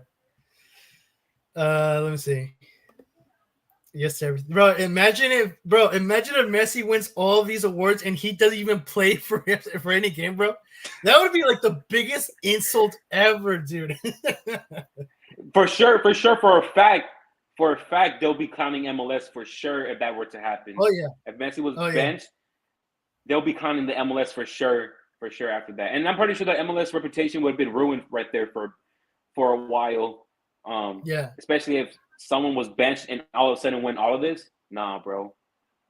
I agree. It would be a terrible look for MLS. It would literally make MLS look like the biggest joke ever because it's like an insult, bro. Like you're giving an award to a player who literally didn't do much in the regular season, It's an insult. Exactly. Yeah. Dario says fans don't vote for MVP. Okay. Starchy Chef says I like the Roman Berkey as an MVP candidates. That's my goalkeeper. Awesome, bro. Yeah, he deserves a nomination. Dario says it would be just like Gareth Bale with LAFC. Gareth Bale's so overrated, dude. I'm sorry, I don't care for me. He's one of the most overrated players ever, dude. Like freaking screw that sucker. He was good at one point. He was good at Spurs until he joined Madrid. I mean, he was still good for Madrid. But eventually he started to just care more about golf over football, and then his career went downhill. Yeah. Isaiah says Pulisic will surpass both Donovan and Dempsey. Nah, bro, that's a hot take right there. That's a hot take. Dempsey's gonna still hold that for I say 2 more decades. Dempsey will hold that record. Donovan over Dempsey. That's all I say. Okay, that's all I say. You better take that back, bro. You better take that. Nah, bro. Nah. Dempsey dominates Donovan, bro. Dempsey dominates Donovan in every aspect. It's striking, free kicks, penalty kicks, anything, bro. Dempsey dominates, bro. Bro, Donovan has more MLS Cups than freaking Dempsey, bro. That's because he's with the LA Galaxy, bro. That's because he was the LA Galaxy, and Dempsey was in Europe. Actually, almost won the Champions League with bro. It wasn't the Champions League at the time, but Dempsey almost won, but he got eliminated. That's how close he was, bro. That's how close he was. Bro, Donovan played in Europe as well, bro. What are you freaking talking about? Yeah, but he wasn't as successful as Dempsey. All right, true. I'll give you that.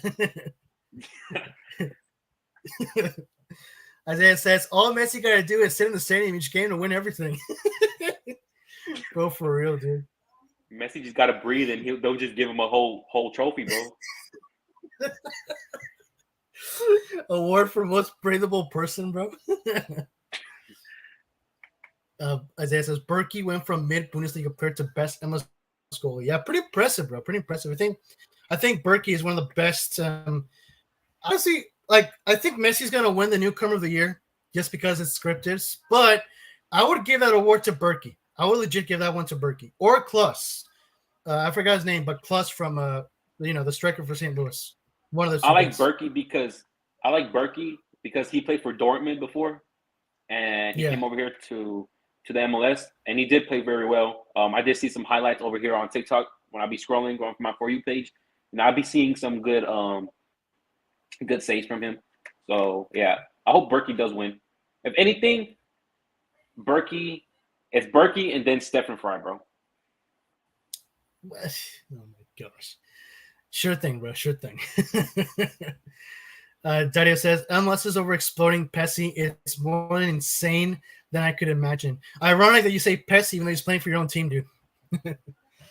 Isaiah says, Dempsey over Donovan. Man, screw you, bro.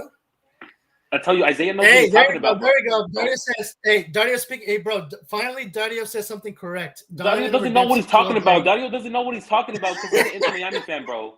He doesn't know what he's talking about. He's an Inter Miami fan, bro. This guy finally agrees with something that I said. Donovan over Dempsey. There you have it, bro. There you have it. Nah, bro. Me, Isaiah knows what's happening, bro. This guy. Donovan was hot crap in Europe. Man, screw you, man. Games underway. Oh, really? Okay. So it looks like the games are underway right now for Wednesday night. Oh, yes, they are. All right. So Atlanta versus Columbus, Montreal versus Portland. Yeah. We'll take a look at the schedule in a bit. Berkey deserves an award. Yeah, Berkey, bro. If Berkey, okay, you know what? Berkey at least has to win goalkeeper of the year. He has to win that award. He just has to. It's going to be a crime if he doesn't win. It's going to be a crime if he doesn't win. Isaiah says, Dario and I don't actually agree on everything. Dario actually didn't want Messi to join Miami, and I did. Yep, that's correct. That's correct. Dario, being a full-on pledged Inter Miami fan, did not want, and MLS fan, full-on pledged Miami and MLS fan did not want Messi to join MLS. That is an absolute crime. Anyway, what is not a crime is his take on Donovan legacy being better than Dumpster. There you have it, bro. There you have it. He is called Dempsey Dumpster, bro. You can't disrespect Dempsey like that, bro. Come on, football guys. I mean, bro. I didn't say it. He said it, bro. He said it. You can't disrespect him like that, bro. Because I will pull up the facts right here, right now. Back in 2014, bro, when he was carrying that whole time to the United States on his back, carrying them against Belgium, and Tim Howard was also doing his best work right there too. And over here, Donovan retiring at an early age, coming back, and then retiring again. Bro, like what's that, bro? What's bro? that? Freaking Dempsey retired, bro. Freaking Dempsey retired earlier than freaking Donovan, bro. What you talking about? Here's the thing. Dempsey knew he was injured, and he knew he couldn't keep up no more. So he knew for a fact he had to eventually retire because you can't be pushing through the pain as much as the knee. He had more knee problems, and he couldn't keep up. Plus, say he gets another injury, and this time they have to chop off his leg, bro. He's disabled now, bro. We're gonna have a Captain America that's disabled, bro. We can't have that. So he had to retire, but he retired at the best club in the MLS, the Sounders, bro. Isaiah says Dempsey was also a better leader. Bro, what are you talking about, bro? Freaking Don was a better leader. No, Dempsey was 100% a better leader, bro. Bro, why do you think Donovan is called Captain America? Because he was a freaking great leader, bro. Why do you think Dempsey was called Captain America, bro? Who scored the goal versus Nigeria, bro? Who scored the goal versus Nigeria for the USMNT? Tell me. That's right. No comment. Yeah, this guy. Isaiah says Dempsey retired at a later age than Donovan, I believe. No, bro, freaking Donovan retired at a later age. Dempsey retired earlier. Dario says, who scored the best U.S. soccer goal? Who? Here's the thing. Donovan. Who? There you go. Hey, he's right. Who has an award in his name? Donovan, bro. That's why it's called the Landon Donovan MLS MVP. What award is Dempsey named after, bro? Tell me. Captain America, bro. They have to pass it down, bro. Starchy Chef says Zlatan for commissioner. That's a W, bro. That's a W. Zlatan Ibrahimovic for MLS commissioner. Dude, Zlatan would make so many changes if he was commissioner of MLS. I'm trying to do some research on Dempsey, bro, because you want to hear talk about crap about him, bro. Daria says, you mean Messi? Messi for commissioner. Heck no, bro. Heck no. There's a lot of nominees for other candidates, so I'll leave that topic for another show because again, like we can talk about this all day about the end of the year awards. So I can do another MLS Live show, like maybe like on Monday. We'll talk about that. We'll see. But for now, let's move on to the next segment of the show while Gabriel Games is making his research about Dempsey. All right. So one of the surprising news. Here's the thing. Okay. Dempsey has won more Gold Cups Did Donovan, bro. 100%, bro. And Let's check Donovan, that out, bro. Donovan only won 1. Dempsey won 3, bro. And he carried them in the back. And that's where Dempsey dominated and beat the record of Donovan's most goals for the United States.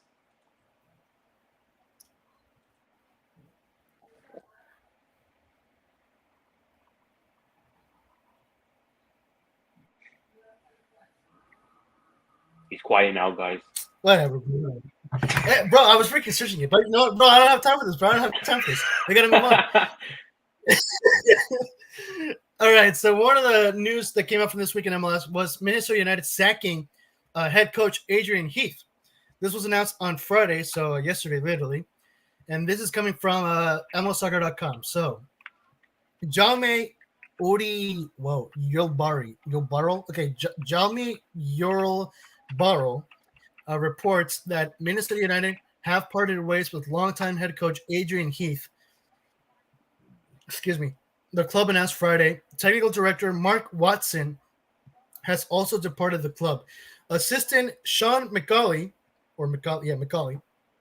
will take over coaching duties on an interim basis through the end of the 2023 MLS season. It was also announced. Heath and Watson had been at Minnesota since the club's inaugural 2017 season, guiding the Loons to a 91 win, 101 defeats, and 56 draws record across all competitions and reaching the Audi MLS Cup playoffs the last 4 years. That's impressive, to be fair. But a 5th consecutive postseason trip looks increasingly unlikely, with the club sitting 12th in the Western Conference standings, 3 points out of the 9th and final playoff spot, and behind a handful of clubs in most wins tiebreaker with just 2 games remaining. The coaching change comes amid a 7-game winless streak and just hours before Minnesota hosts the LA Galaxy on Saturday night, which is tonight, in a do-or-die game in front of their home fans at Alliance Field. And this is the quote: "We are grateful to Adrian for his dedication to our club and for all that we have accomplished over the last 7 seasons. This was a difficult decision, but we believe that the time is right now to move in a new direction," Minnesota CEO Shari Ballard said in a release. Whenever a club decides to make a coaching change, there is a tendency to focus only on the end of that coach's tenure. However, the conclusion of Adrian's time with MNUFC should not diminish his significant contributions to our club. His passion and hard work have been enormously impactful, and we thank him for all that he has done for Minnesota and for our community. So that is the quote from Minnesota CEO Shari Ballard over the departure of head coach Adrian Heath. Bro, he's been in the club since 2017, bro. That is 5 years. He's been in the club for 5 years. So, yeah, and the question... go ahead. Out of the 5 years, his most points ever in the season was 53 points out of the whole since 2017, bro. Dang, bro. Not bad. Not bad, to be fair. That's like in the top 5, is it not? In the standings? I think so. Yeah, I think so. Yeah. Bro, you know what I find funny about Adrian Heath? He reminds me a lot of Carlos Ancelotti, bro, because look at the freaking eyebrow. He's got the same eyebrow, bro. Nah, bro. The difference is that Ancelotti knows how to win trophies, bro. This guy doesn't. That's true. That's true. But so the question goes for you guys. So, and for you too, Gabriel. So the question is, do you guys agree that it was a good move from Minnesota United to sack Adrian Heath after 5 years in the club? Or do you think it was a little bit harsh? What do you guys think? Me personally, I think it was a good move. I think they can find a better coach to try to push him better. I mean, 53 points. I mean, you could settle for that. But since you've been there in 2017, you still haven't even surpassed 53 points. I mean, look at Cincinnati. They surpassed it. You know, Look at St. Louis. They're 56. So, I mean, they're 3 points ahead of them. But I think Minnesota did a good choice right there. But being still only having, I think, 2 more games or 1. Yeah, I think they have 2 more games. Yeah, only having 2 more games. I think they should have just kept them for those 2 last games and then get rid of him. But overall, I think it's still a smart idea to get rid of him. Yeah, I completely 100% agree with you, bro. I think it was kind of time to move on. from Adrian Heath after 5 seasons. Like, it's not common for a manager or head coach just to stay at a club for 5 seasons, especially the club. Like, if you haven't accomplished anything with the club and it's been 5 seasons, then you got to go, man. Like, it's time to move on. However, I also agree with you that the guy said that it was the right time to move on. Like, bro, you still got 2 more games. Like, technically speaking, you can still reach the playoffs. It's not the right move. It's not the right time, bro. You still have 2 more games of the season. So, yeah, I agree. I feel like it was the right move to move on, but you should have waited at least until the season was officially over after you play the 2 games. So I agree with you. I think that was kind of a wrong move from them to do it right now at this point, because, again, they technically could have made the playoffs, but, nevertheless, it was an inevitable move. And, yeah. So, yeah, overall, I 100% agree. Imagine they make it to the playoffs without him. That would be kind of sad, and even more sad if they reached the Western Conference Final. Imagine, bro. I mean, nothing is impossible. It could legit happen. Let me see. Gabriel said. Isaiah says, "Well, dang, Gabriel just took a W." Man, screw you, bro. At least Dario's got my back. Starch Chef says, "Man, Balogun gonna take the most goals record." Wait, what are you talking about, bro? We're talking about MLS. Balogun's in League One. Isaiah says, "Hot take: Pepe should start over Balogun." That's a good hot take. That's a really good hot take, to be fair.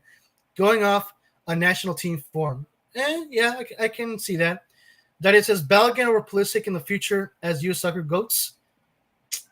That's a good question. Here's my idea about Pulisic currently. I think Pulisic I think McKinney's way better than Pulisic, to be honest with you. McKinney? If anyone's going to be caught, yeah, that's 100% facts to me. The way I see it, McKinney's more consistent. He knows how to pass. He's still good on the ball. While Pulisic, he's injury prone. He doesn't. To me, it seems like he's not really there for the team as much as he was in his younger age. He's still young, but overall, I think McKinney's still way better. Was 100% way better than Pulisic. I'm not just saying that because McKinney came from FC Dallas. I was about to say that. No, bro. But I think McKinney will be United States man over Pulisic. But I am not gonna lie, I've never heard of Balogun. I'm not gonna lie for you. I have never heard of him. Well, he's new. That's why I think he joined for the first time 2 months ago. I think so. Yeah, he's relatively new. In my personal opinion, between Balogun and Pulisic, I'm gonna say Pulisic. I think Pulisic is gonna be the. I take that back. I think Balogun will be the future. Future US Soccer GOATs? Nah, Pulisic. Pulisic is gonna be my pick. McKinney. Yeah, McKinney will still go, down in history, I guess. But man, Dario says got to go almost 2 a.m. here. All right, thanks for joining, Dario. Glad to see you here, bro. Isaiah says it's way too late in the season. He should have been gone earlier. I can see that because they mentioned that he had a 7-game winless streak. So I can see Isaiah's point there. But think about it. If you go 7 games losing, right, and all of a sudden you start winning games and they decide to sack you, there's no point still of it. So I think mid-season firing the coach is a smart move. Yeah, I agree. I definitely agree. It's way too late in the season.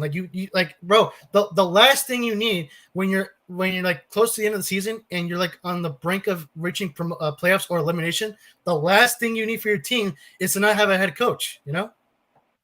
Right. It's been proven. There's some clubs that went with no coach mid-season and they didn't do very well. I think Man United did that one season, where they were against between 2 coaches. Chelsea's one. Yeah, they struggled, but eventually they made it to the Champions League. But then they hired him, and he failed completely. The next season, they sacked him after that. So it's not the best idea to get rid of a coach middle of the season. You just got to push it through. Whatever happens, happens, you know. Sometimes you may be lucky. Sometimes you may not. It's a risk. It's a 50-50 gamble. Yeah. Bro, my boy Gabriel just preaching, bro. Preaching. Yeah, I completely agree. But, I mean, I kind of, like, I kind of disagree on the point of, like, sacking a coach in the middle of the season because it's the middle of the season. So, technically speaking, if you bring in a new coach, he can, he has the rest of the season to apply his tactics and fix the team because that is possible. But I will agree that it is not the best move to sack a coach right when the season is about to end. Like, that's a bad move. Let me see what Isaiah says. Better hope the interim can rally the team. Yeah. For the sake of Minnesota, I agree. Heath ran out of excuses. Go ahead.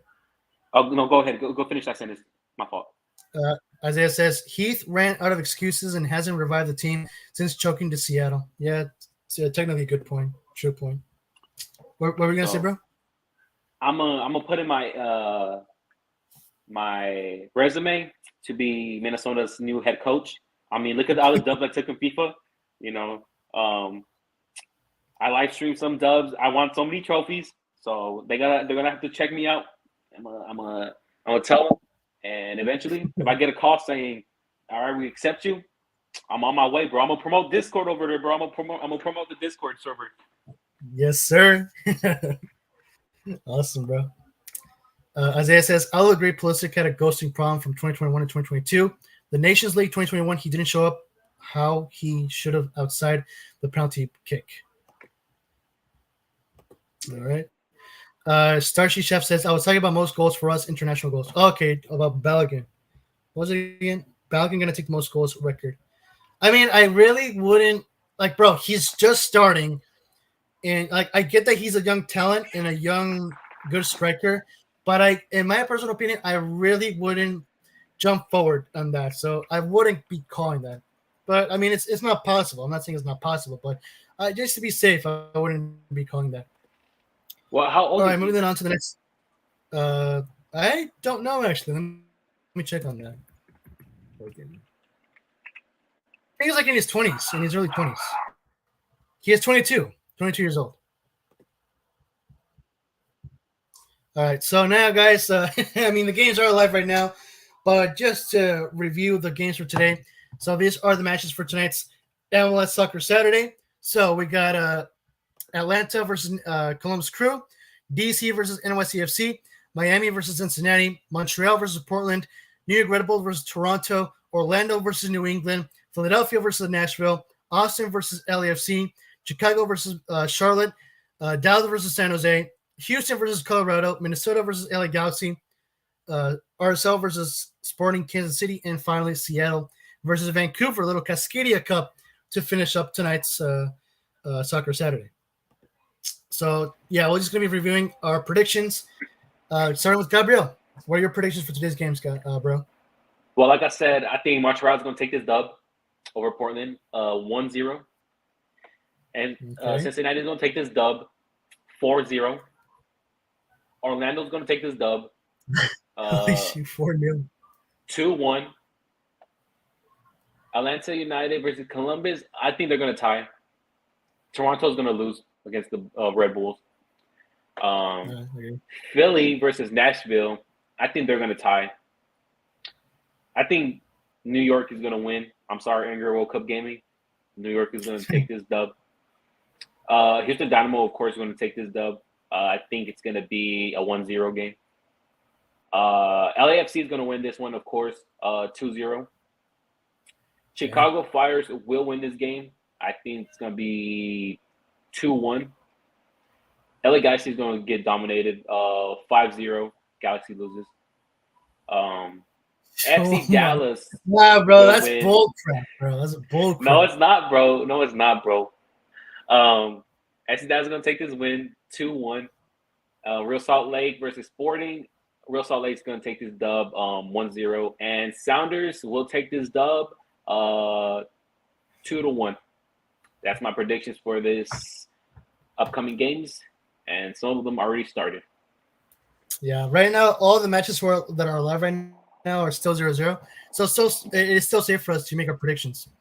So my prediction for today's games, I'm going to say Columbus. Columbus is going to get a win. I'm going to say a 2-1 win versus Atlanta. DC versus NYCFC. New York City is going to get a 2-1 win versus DC. Miami versus Cincinnati. I'm going to say I'll get back on that because I was going to say Miami's going to get a win, but as for the score, I'm not sure. So I'll go back on that. Montreal versus Portland Timbers. I'm going to give this one to Portland Timbers. Portland Timbers 2-1. Actually, no, 1-0. 1-0 versus Montreal. New York Red Bull versus Toronto. Easy win. 2-0 win versus Toronto. Orlando versus New England Revolution. I'm going to say a 3-2 win. 3-2 win over New England Revolution for Orlando. Philadelphia versus Nashville. 2-0 win for Philadelphia. Austin versus LAFC. 2-0 win. No, 3-0 win. 3-0 win for LAFC. Chicago versus Charlotte. I'm going to say a 2-0 win for Chicago. Dallas versus San Jose. I'm going to say a 2-2 draw for both teams. Houston versus Colorado. I'm going to say a 2-0 win for Houston. Minnesota versus LA Galaxy. I'm going to say it's going to be a 2-2 draw between those two teams. Minnesota and LA Galaxy 2-2 draw. Originally, I was going to say a win for Minnesota, but considering that they don't have a head coach right now, I'm going to say a 2-2 draw. RSL versus Sporting Kansas City. I'm going to say it's going to be a 2-1 win for Sporting Kansas City, so they're going to get a win. And finally, Seattle versus Vancouver. I'm going to say a 2-1 win for Seattle. Those are my predictions for this game. I'm telling you right now, Minnesota's going to get 5-0. Just telling you. This guy, man. Bro, you're gone renegade, bro. Hey, I need Minnesota to accept me as their head coach, bro. I'll be like, all right, let me drop some people over here, bro. I'll go to Europe. If I need to loan some players, I'll loan some players out. Let's see, Balogun, bro. I will draft them over here, bro. I'll definitely get them, bro. I'll be like, hey, we need them. LA Galaxy don't need them, but we need them. No, this guy, bro. Now you're just being mean, bro. You're just being biased, bro. Why are you hating on Galaxy, bro? Why are you hating on Galaxy? Because, bro, they're our rivals to us. But here's the thing. For me, if I was a head coach, right, I go for defense first. So meaning I would go for a new keeper, new fullbacks, new defenders, new midfielders, and Kit Reynoso, he's pretty good. But other than that, the whole defense area will be changed. Starting off right there, 100% will be changed because Claire is their keeper, Boxel, Tapais, Valentin, and Dibasi are their defenders, and I don't like how they're playing. So I will definitely get better players. If I have to go free agency, I will go to free agency. All right, fair enough. All right then, folks. So with that being said, I'm considering that the games are live, and we already shared our predictions. Now it's time to take a look at the playoff scenarios for tonight's matches. So I'll be reading them out loud. So starting with the Chicago Fire. So, overall, for today, 4 teams can clinch an Audi MLS Cup playoff spot, and 8 teams can be eliminated tonight from the playoffs. Starting with Chicago. Chicago will clinch a berth in the playoffs if they beat Charlotte and NYCFC lose or draws versus DC, and Montreal loses or draws versus Portland. Oh boy, this is gonna take a while. Or Chicago beats Charlotte and NYCFC loses or draws versus DC, and New York Red Bulls loses or draws versus Toronto. Or again, Chicago beats Charlotte and Montreal loses or draws versus Portland, and New York. Wait, isn't that the exact same thing? No. Okay, so Chicago can reach the playoffs if they beat Charlotte and NYCFC loses or draws versus DC, and Montreal loses or draws versus Portland, or if Oh gosh, this is so confusing. This is so confusing. And okay. Just forget it. So the main point is that if Chicago wins and NYCFC wins or draws, or Montreal wins or draws, or if New York Red Bulls wins or draws versus their games, then Chicago can reach a berth in the playoffs. That's so confusing to say. Oh my gosh. All right. Basically, Chicago needs to win. All right. That's the moral. That's the moral of the story. Chicago needs to win. All right. All right. Portland Timbers will clinch a berth in the playoffs if they beat Montreal, or Kansas City loses or draws to RSL, and Minnesota draws versus LA Galaxy, and San Jose loses or draws versus Dallas, or Kansas City loses or draws versus RSL, and Minnesota draws versus LA Galaxy, and Austin loses or draws versus LAFC.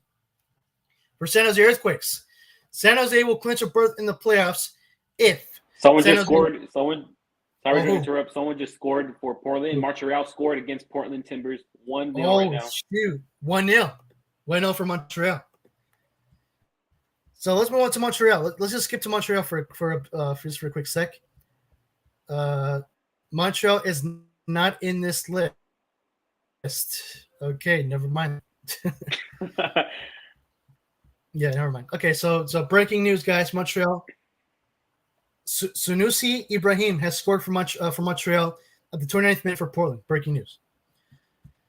All right, so for San Jose, they will clinch a playoff tonight if they beat Dallas, or they draw against Dallas, and Austin loses or draws against LAFC, and Kansas City loses or draws versus Seattle, and Minnesota draws versus LAFC.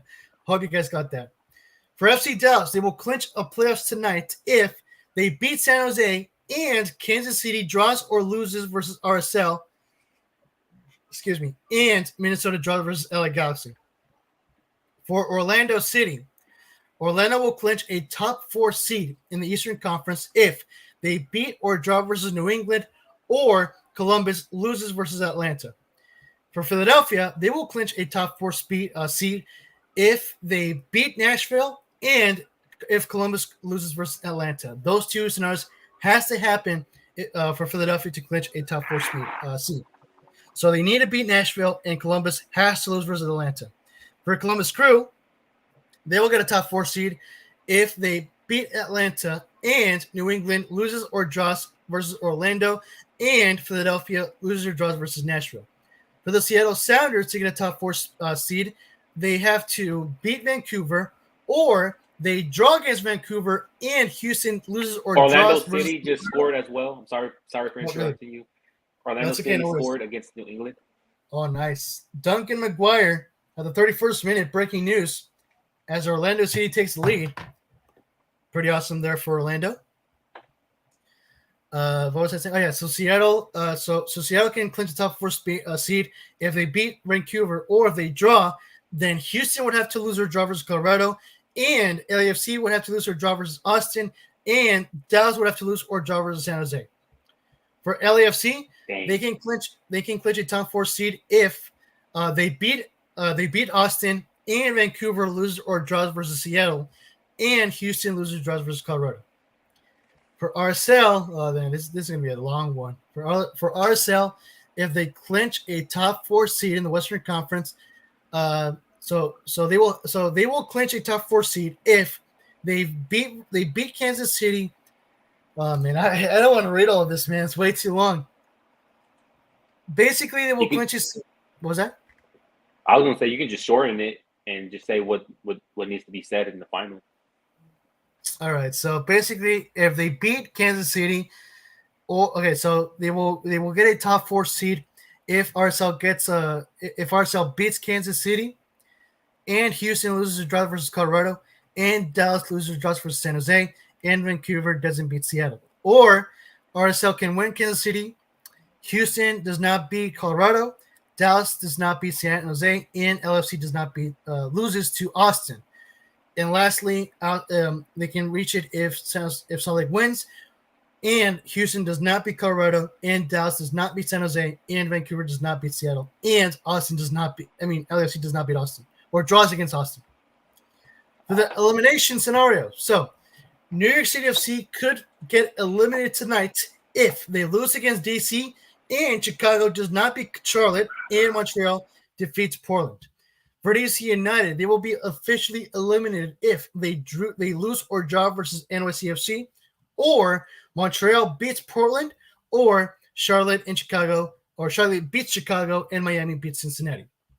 For New York Red Bulls, and this is also another long one, they will be eliminated if they lose against Toronto and either Montreal beats Portland or Chicago does not beat Charlotte and NYCFC beats DC, or Charlotte beats Chicago and Miami beats Cincinnati, or New York Red Bulls draws versus Toronto and Montreal beats Portland and Chicago beats Charlotte, or Red Bulls draws against Toronto and Montreal beats Portland and NYCFC beats DC.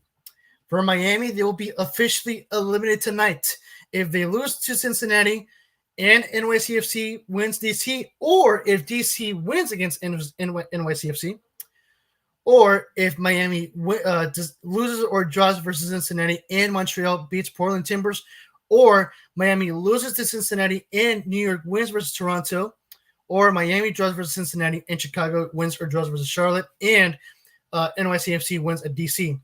For Austin, they will be eliminated if they lose to LAFC and Dallas wins or draws versus San Jose, or if Kansas City wins or draws versus Seattle and Minnesota beats LA, or Kansas City beats Salt Lake City, beats Kansas City, Kansas City beats RSL, and Minnesota wins or draws versus LA Galaxy. Man, there's three more. Okay, three more. For Sporting Kansas City, they will be eliminated if they lose against RSL and Dallas wins or draws versus San Jose, or they draw against RSL and Dallas wins versus San Jose, and Austin wins versus LAFC.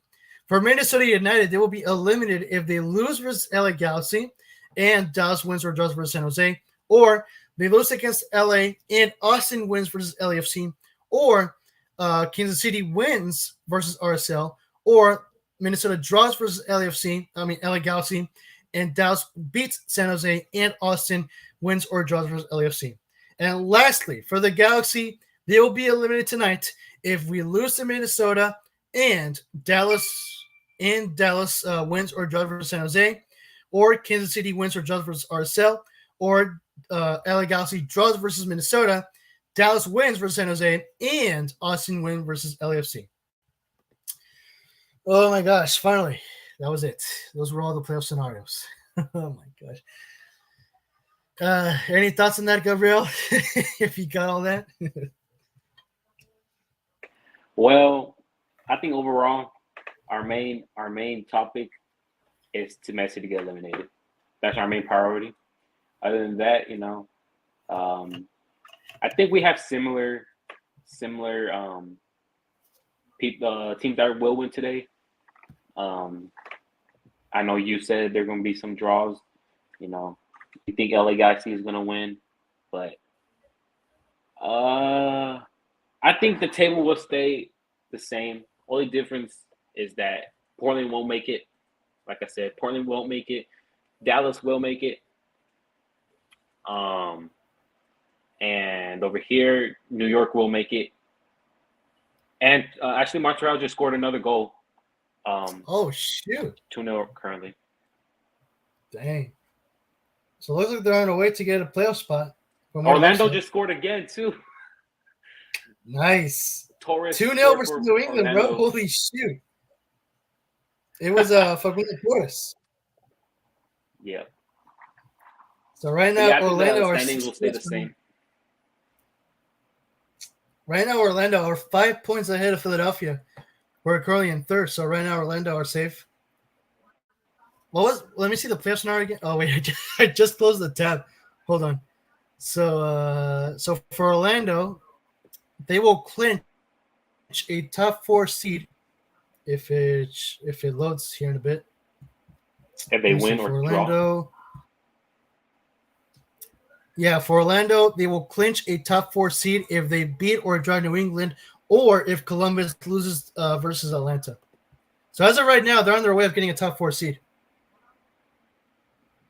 Pretty cool. I think they will. All right. Yeah, most likely. I agree with you as well. All right, then. So that being said, let's move on to the final topic, finally, along last of the show. Some US soccer news. So I believe it was yesterday where the USMNT roster for the October friendlies has been announced. So just naming the names from left to right, or from top to bottom.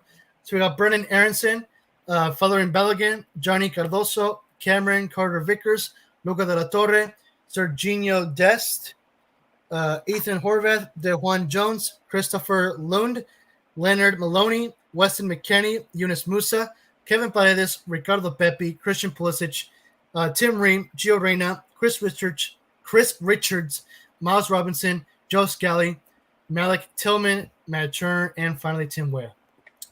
Any thoughts on this, Gabriel? I still see the U.S. men's national team struggling to find a striker. They're. No, what are you talking about? They got Balogun. You got Balogun and Pepe. What are you talking about? I mean, Jesus Ferreira is a man to watch, bro. I'm telling you the truth, bro. He's a man to watch. Yeah, so I still think there's still competition going on for the striker position, between these 3 players. But currently, Balogun got 4 appearances, 2 goals, and Pepe got 9 goals, 18 appearances. But so far, Balogun has been good, especially with just 2 goals and 4 appearances. That means he scored 2 goals. But overall, I think this is a solid team. Yeah, I think it's a solid team for them. I like the keepers. You know, it sucks that well, I forgot his name. Dang, I forgot the other keeper's name. Zach Steffen. Oh yeah, Zach Steffen. Yeah. It sucks how he was once at top player for the U.S. All of a sudden, Horvath and Matt Turner just took his place. That's how quick your career could be ended in a national team. But I think if Zach Steffen didn't join Man City, I think he'll still be a keeper called up for the men's. But Horvath and Turner, really, really good keepers. Carter-Vickers is a good defender. I do not like Serginho Dest. I'm just saying that right now. I do not like him at all. Dang, bro. Why? To me, he hogs the ball. He hogs the ball a lot. He joined Barcelona. And I mean, he lets a lot of openings go on his side. Like, there's like a lot of highlights of him getting juked, him letting the play open, and they just run down the field. And he's fast to catch up, but that can be happening a lot, especially down the field. If someone like if an Mbappe were to pull up against him, you know, Mbappe's going to be scoring that goal. But Jones, I think he's a new defender. Well, actually, he has 7 appearances here on the thing, but he has 3 assists, which is good. Lund, I do not know what team he's in. Is he in the MLS or in Europe? I actually don't know. Lund. Let me see. But I know Team Reed is good. Chris Richards, De La Torre. My brother actually told me about him, and then I used him in FIFA, and he got to a 85 overall when I transferred him. So I think he's pretty good. Johnny Garazdos, I don't know about him. I've never heard of him, but I hope he does good. Miles Robertson is very good. Joe Scally, I don't know about him neither. So I'm still questioned about Garazdos, Joe Cali, and Lund. Those so far are my questions. But the rest, the forward, you know, I like the everyone up from midfield to the forwards. So I think that's a very good team. But yeah, I think the U.S. men's national team has a good, solid starting 11. You know, I presume that Matt Turner will be the starter. Victor, will be the starter. Dest, of course. Chris Richards and Tim Ream will be your defenders. And for Okay. midfield, I think it's going to be McKinney, Musa, Gio Reyna, and those are going to be your starting. And then up and Baron Arison. Your forwards will be, of course, starting Pulisic. It's going to be Pulisic, Pepe, Weah, and then I feel like, actually, no, I take that back. I think the starter striker will be Balogun over Pepe. Because Pepe was dominating until he decided to leave FC Dallas, making him actually kind of lose form for a bit, and he kind of went unknown for a bit. Yeah, true. But if he were to stay in FC Dallas, I think he would still be on form, maybe even MVP over here. But overall, I think Balogun will take over as starting striker. All right. Pretty good take, bro. For me, I think my starting 11 prediction, Matt Turner's going to start a goalkeeper. For defense, I think it's going to be, I think DeJuan Jones plays on the left back, if I'm not mistaken. So I'm going to say DeJuan Jones on the left, Cameron Carter-Vickers, and Tim Ream are going to be your two center backs, with Serginho Dest on the right. In the midfield, I'm going to say Weston McKennie. Let's see. Brennan Aronson. And for the third, I'm going to say maybe Luca de la Torre or Yunus Musa. No, I'm going to say Luca de la Torre. Yeah, Luca de la Torre, Weston McKennie, and Brennan Aronson. For the attack, I'm going to go with Christian Pulisic, Fuller and Balogun, and I think Tim Weah. Yeah, Tim Weah. So for me, it would be a 4-3-3. Me too. It would have been a 4-3-3 for me too. Well, actually, no. Actually, a 4-3-3. To be honest with you, because I feel like Arison's a good super sub. All right. So to close out the segment, let's just start predictions for the games, because it will be a 2-game friendly this month. So the first game versus Germany on Saturday, October 14th, and then the second game on October 17th, Tuesday, versus Ghana. So those are your two friendlies for the October matches for the USMNT. So first one, USA versus Germany. Your predictions, Gabriel? I first want to say is I'm glad United States are finally going against European teams and African teams, because with what's his name, the coach for when they're in the 2014 World Cup for the men's national team, they used to go against with him. They used to go against like Argentina, Brazil, Germany, France, and now they're doing it again against Germany. Even though it's an international friendly, it's still a boost for the 2026 World Cup coming here to the States, Mexico, and Canada. I think it will be a good boost for us, and I think we're gonna tie 1-1. I think we're gonna tie. Okay. Yes.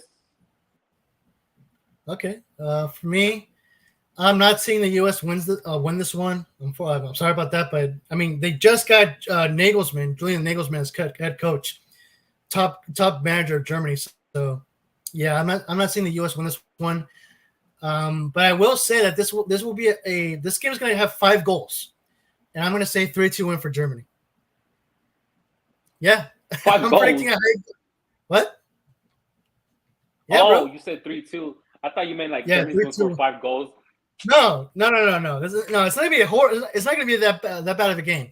I am predicting it's going to be a high scoring game, and it's going to be a 3-2 win for Germany. Okay. I can see that happening. But I think United States will put up a good fight against Germany. I think Germany will be sleeping on them. So that's why I think they're going to tie. All right.